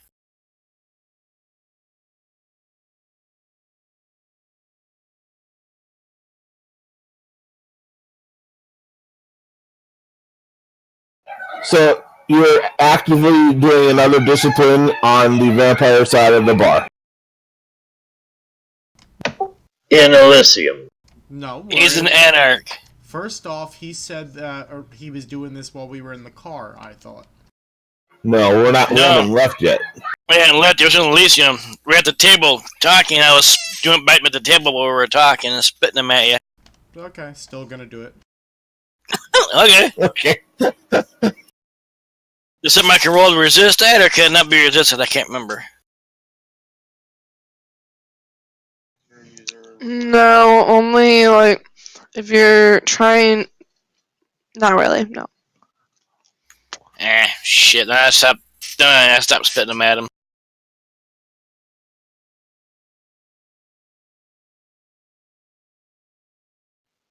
Oh, I see. But basically, he's gonna have to roll something if he wants to actually try to intimidate you.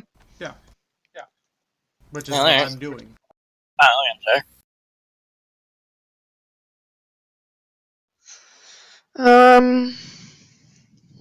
I'm gonna say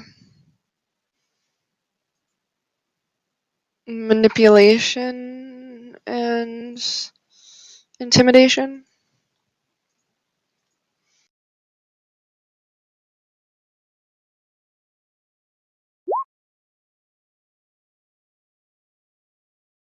I had 3 successes. Did you add your presence to that? Yep. I only have one presence. Oh, okay. I just roll well every time I do this. Okay. I'm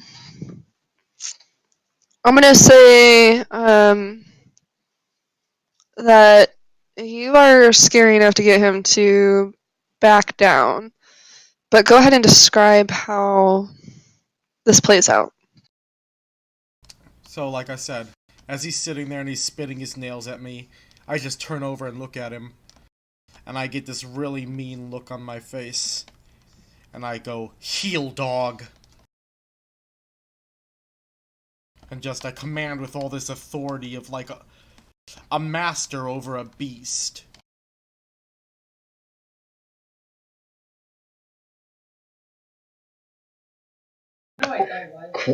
Question: would this be technically against the rules of the list?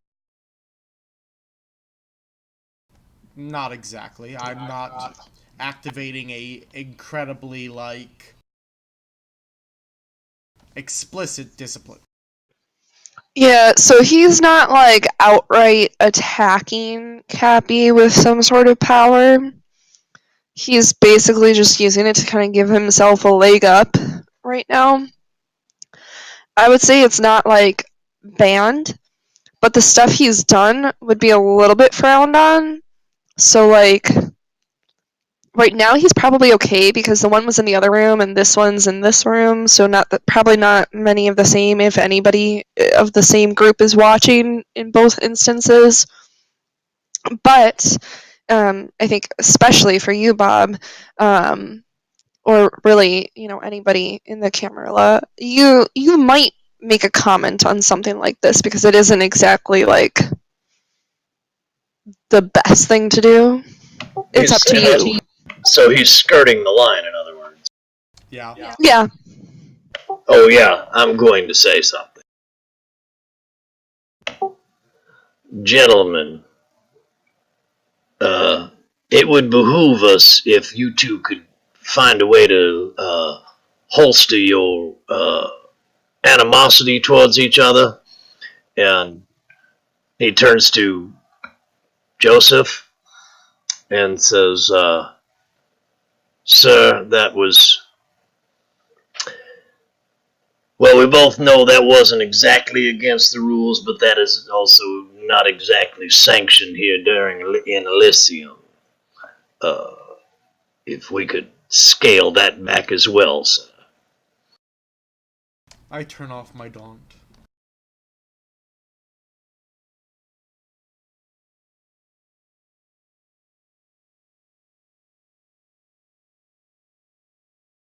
I decided to leave well enough alone for right now. Yay! So from a date perspective, how soon till the last Saturday of the month are we talking?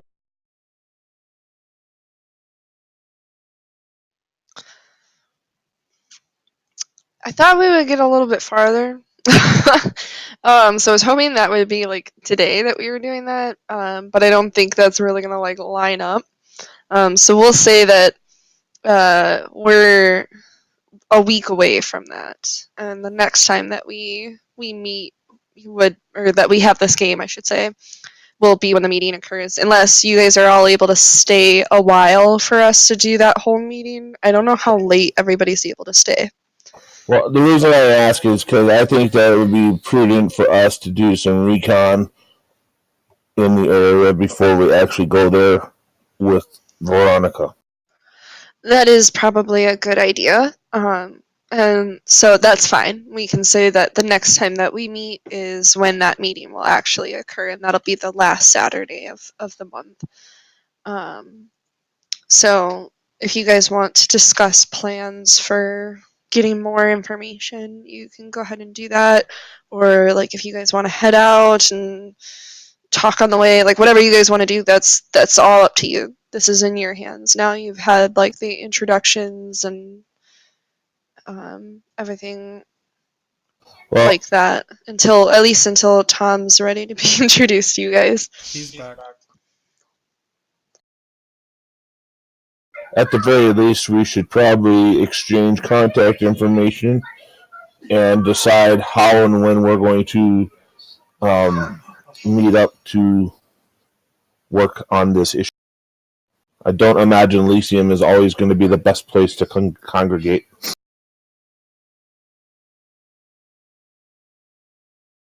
Agreed, sir.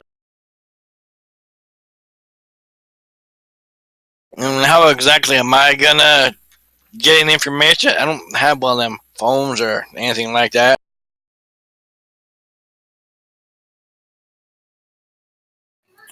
We could probably get you a burner phone from the local Walmart. I suppose that'll work.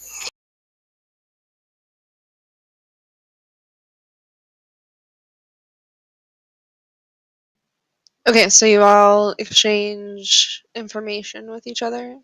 Does anybody abstain? No. I give them the information they need to get a hold of me. And where would we like to meet up to discuss further? I think we should take a look at the area that we're planning on taking the woman from the zoo before we actually go there at the end of. From the Lincoln Park Zoo? Indeed. Well, it so happens I have a condominium that is quite near there. That would be very convenient for us to meet.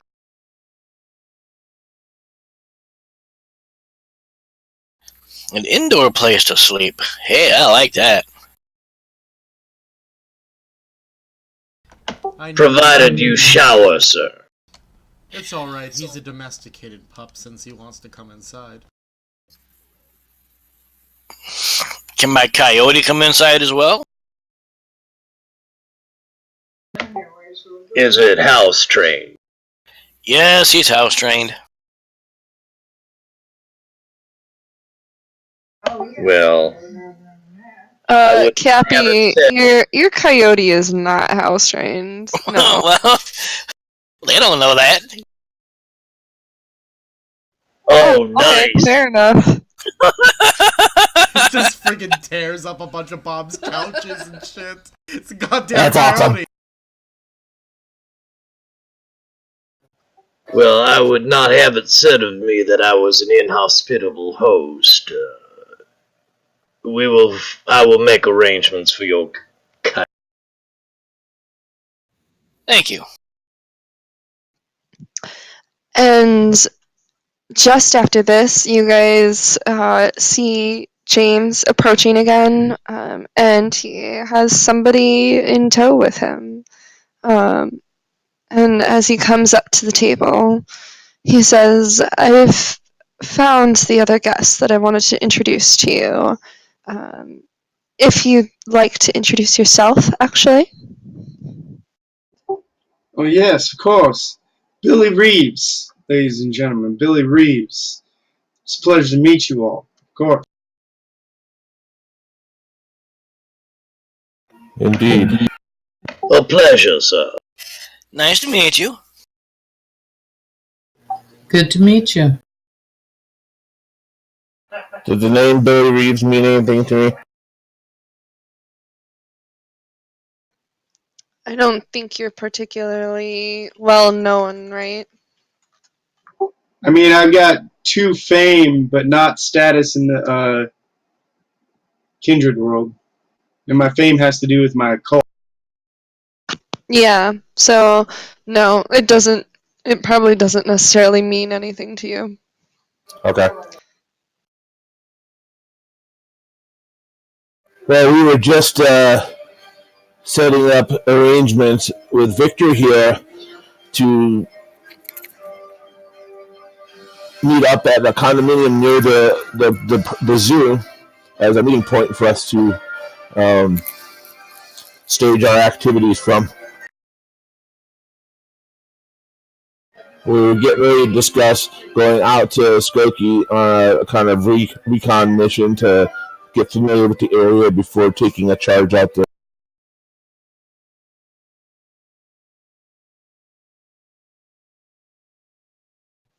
That sounds like a great first step.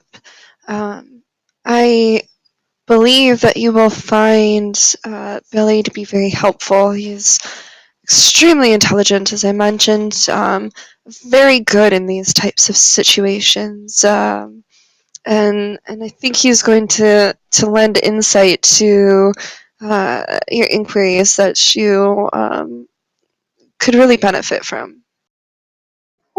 No, well, you are too kind, sir. Too kind. Well, welcome to the party. I am Father Torin. Pleased to meet you.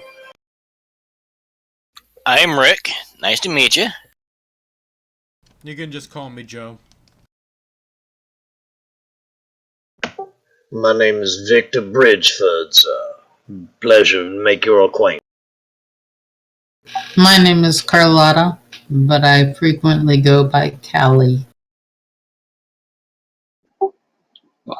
Pleasure to meet you all. Pleasure. Might I ask what exactly it is we are going about to do? I'm going to step away and leave you guys to discuss this. I don't need to hear the story again, but I trust that you are in capable hands, Billy. They should be able to catch you up. Have a good night to all of you, and best of luck. I look forward to hearing an update soon. Hey, I give him a nod as he goes. Victor tips his hat and says a good evening to you two. Carlotta also nods and smiles.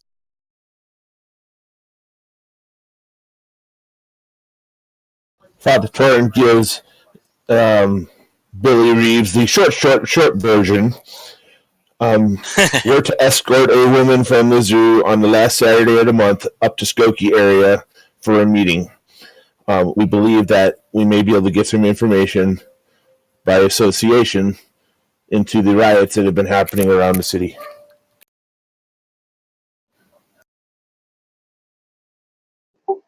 Excellent. Sounds like a plan then. Out of character, are these human or vampire riots? So it's vampires that are causing the trouble, but humans have started to notice it. Ah, okay.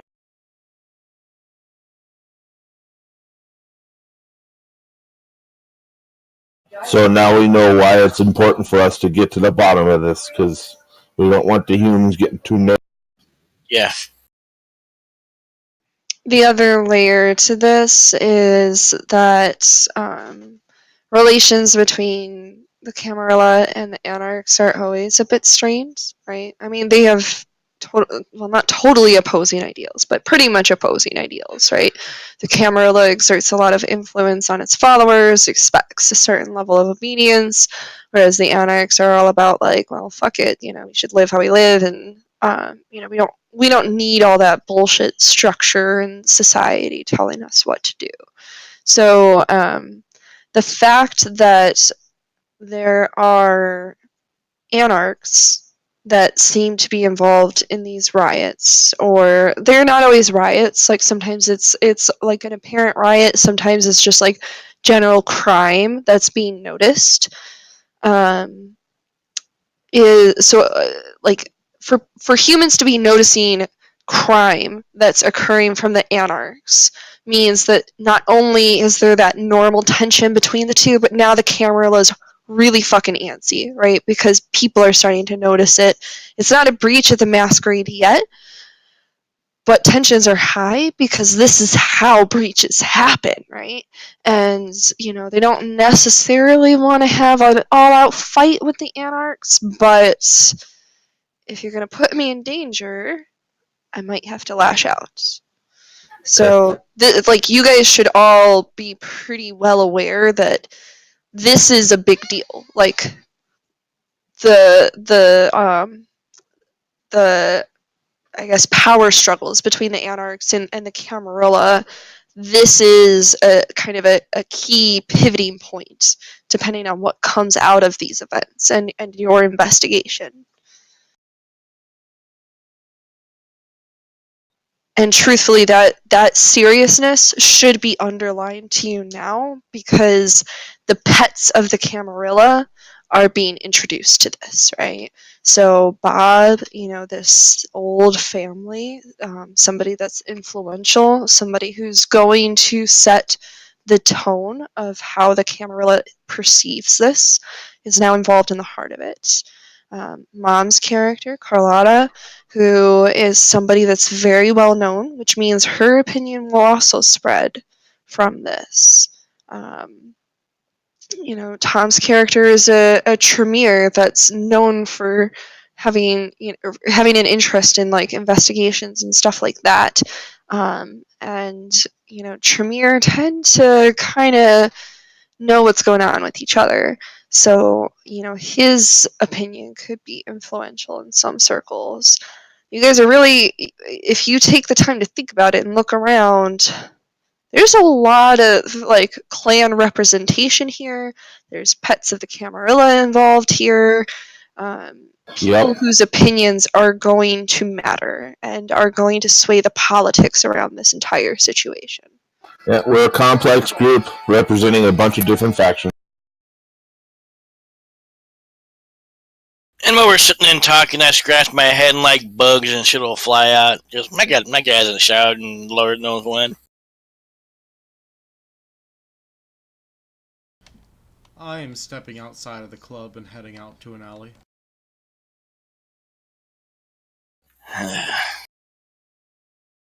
Of course he is.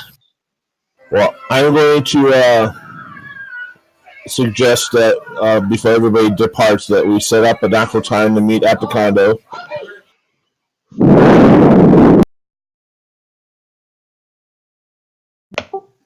In a windstorm, apparently. Yeah. Sorry, sometimes my mic gets angled funny. I suppose setting up a time and place to meet would be a good idea. I shall have the doorman expect you. He's used to my unusual hours, shall we say. And he specifically turns to... I'm sorry, Cappy, what was your character's name again? Rick. He specifically turns to Rick and says, and you, sir, will clean up before you arrive. He sniffs his armpit. What? Do you think I stink? We know it. There, you have heard it from a priest. Considering half the stuff they use has got a strange smell to it, do you really trust him and the authority on odor? Just humor me, sir, please. Clean up before you arrive. Alright, I don't have any better clothes to wear, but I'll try to make myself smell better, I guess. I will arrange suitable attire for you. Keep in mind, Bob, you are rich enough that you could probably just open your wallet and like hand him $100 and it'd be like giving somebody $1 for most people. Yeah, but looking at him, I can't trust him if I gave him the money, that he would actually go and buy the clothes. I probably wouldn't. That is a very fair point and very insightful, actually. It's gonna say vampire booze. Nah, probably doggies. Probably snacks, my coyote. All right, if we've got clearance to go into the condominium, I'm going to take my leave and catch everybody. I will catch up with everybody at the appointed time there. Ciao. Father Torin gets up, bids the lady and sirs farewell, and leaves. I give Father Torin a wave. Later. See you soon. Good evening to you, sir.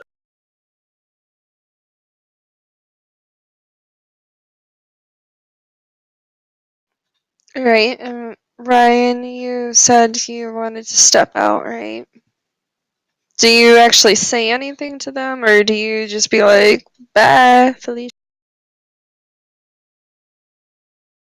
I mean, I tell them I'll meet them when it's time to meet, but then I just walk out. Okay, that's fine. And yeah, I head out to that alleyway where I was supposed to meet that dude. After Joseph leaves, I kind of look at the others. I'd keep an eye on him. You think I'm off around the edge? He's gonna get us fucking killed yet the way he acts and talks. Good night, Mom. Thanks for joining us. We'll say that your character heads home for the night. Or if you'd rather say she participates, whatever you want, but leaves the conversation. No, Mom. Carlotta, night. Have a good night. Good night. Carlotta takes her leave after telling them that she'll be joining them next week. Or, when we're meeting. Yep. That's why I exited Torn when I did, because I'm getting to the point where I'm going to have to go soon.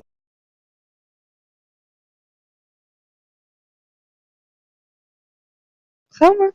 Yeah, I figured it was about that time that people were going to be ready to head out, so I was just trying to wrap up, whatever conversation you guys wanted to have for getting to know each other, and then I've got this scene with Ryan, but you guys don't have to be there for that. That's, kind of a side thing that he's doing. But if anybody wants to hang out and listen, that's fine too. Or if anybody else has any like final scenes or anything like that that they'd like to get done for tonight, we can do that. Really any rats around. I could have one spy on it, but don't think that would work. Because he doesn't trust Finn's character as far as you can throw him. Which is nowhere, because we saw what happened when he tried to snatch him. Yes, I know. Yes, but also keep in mind he didn't tell you what he was going to do or anything Yeah, like true. that. It's not like you've been like regularly following him, and you guys kind of pissed off James, and you actually have to report up to James. Joe Yeah. doesn't. Now, we don't actually have any idea of what Ryan's character is doing, right? No, you do not. Alright, I'll catch up with Ryan if he wants it in the notes next week or next time. For those of you that are heading out right now, I'm gonna say you get 3 experience for the night. Thank you. I'll let that to my sheet. Where do you put that? Never mind.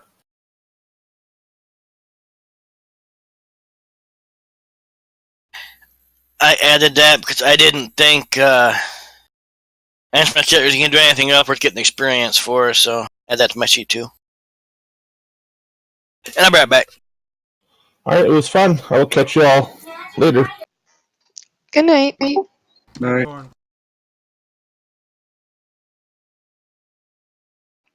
Alright, Ryan, you make it to the alley. You're probably a little bit late, but he doesn't look impatient or anything like that. He smiles when he sees you, kind of does the little like lift of his chin to say hello. Ah, I'm glad you're here. He kept me waiting a bit though. It'll be worth it.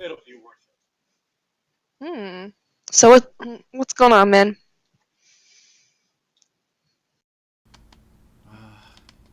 I want to say it's the GDs that the prince has control of. For now, I'm going to say it's the GDs until I actually remember it. But anyways, do you and your boys want to be able to get control of these streets?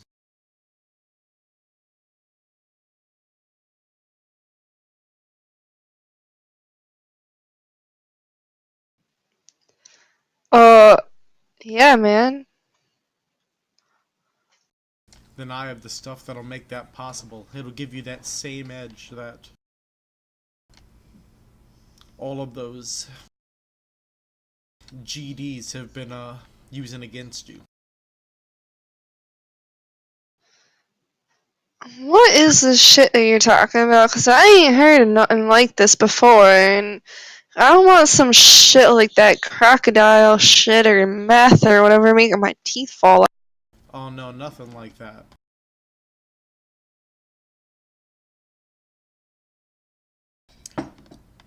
Here, I pull out the vial.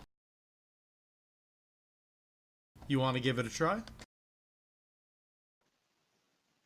It's safe? Completely safe. Alright, I'm trusting you, man. He reaches over. What exactly do I do with this? Drink it. That's it? Just drink it? Yep, just drink it. Bottoms up, man. And he, like, raises it, like, almost like a toast to you, and then, just, like a shot, shoots it. Okay, I just gave him 4 points of Wrath No Blood. Okay. Hey, Hi.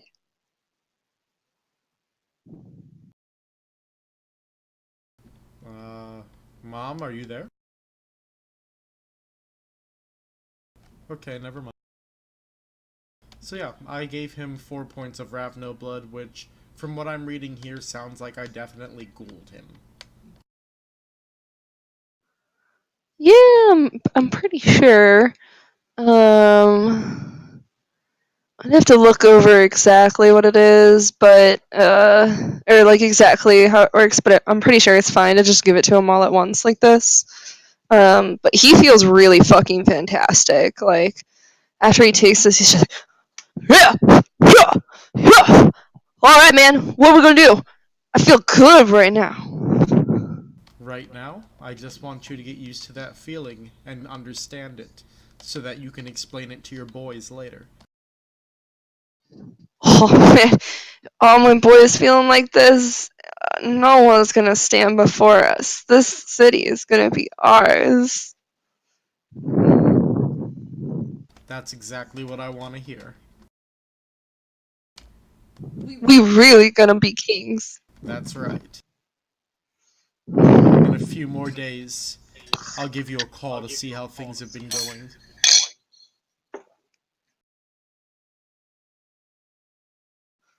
But you aren't gonna join me? Don't you wanna feel like this? I'm afraid I only had the vial right now. But once you've explained how things went, I'll be getting more.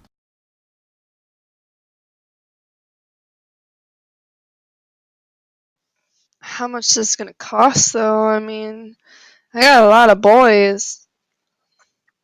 All I need are your boys' protection in exchange.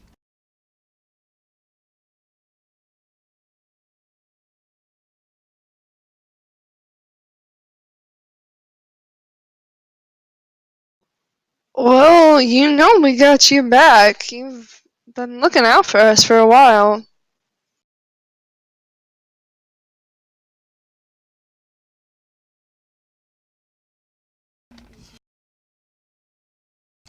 Don't worry about it. Well, man, I'm gonna go out and enjoy this night because I have not felt this amazing since ever. I gotta go. Alright, at that, I'm gonna go find a homeless guy to drink. you guys have a great night. Night, Mom. Night, baby.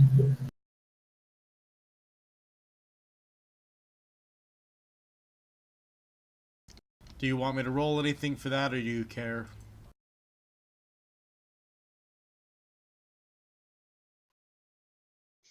Um, I'm gonna say that if you are willing to like go to the areas, you know, because like you have a fair amount of presence on the streets, especially in certain areas. Like there's that like clinic place that you kind of volunteer your time at and stuff.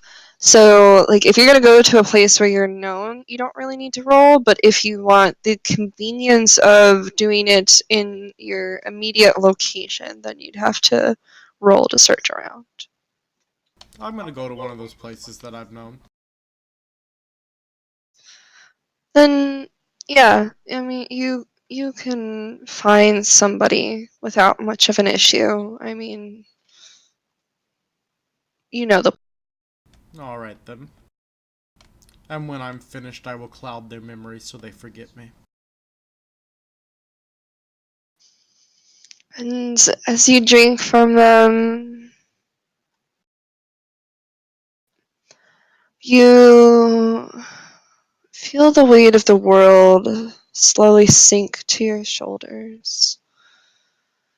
Things maybe won't work out, but what are you gonna do about it anyways?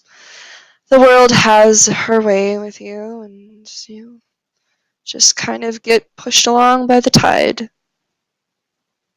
And what's it matter anyways, really? It's not like any of this really matters.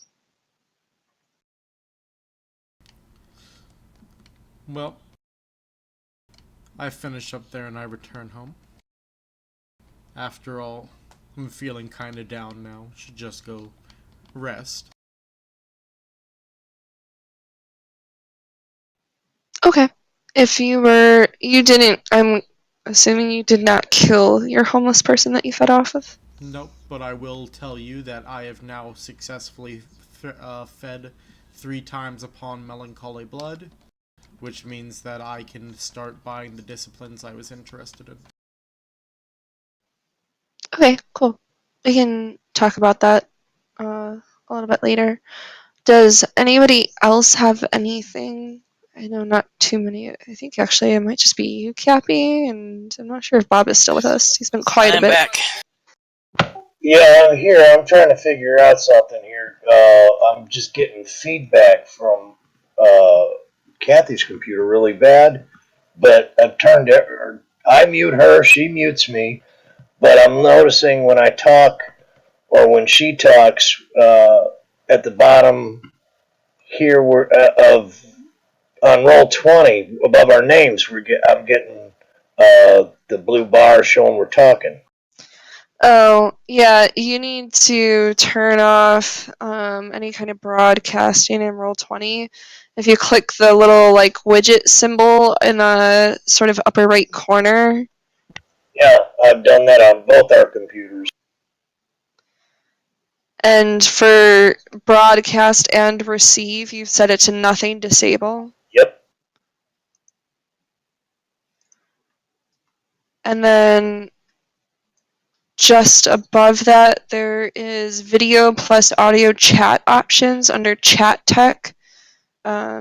Select none, no video or audio.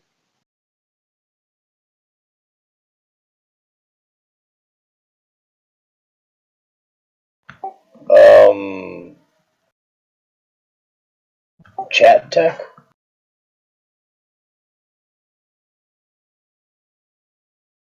I don't see that one.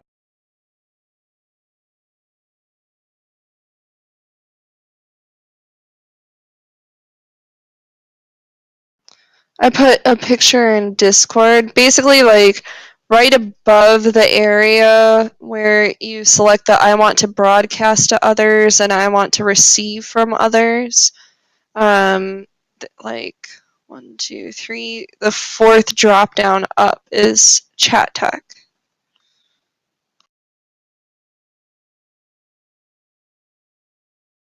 But alright, I'm going to bring down stream. Do you want to do the outro?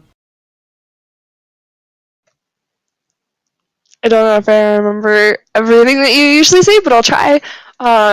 Thanks for joining us for Chicago by Night. Hopefully, we'll be able to keep picking like one day a month where we meet up to do this. And now that everybody is introduced to the story, we should be able to start making a lot of progress. So we hope to see you soon. Thanks for joining us, the Storyspeakers Guild, bringing you roleplay entertainment. And have a great night. We love you. Bye-bye. Good evening, all. Goodbye.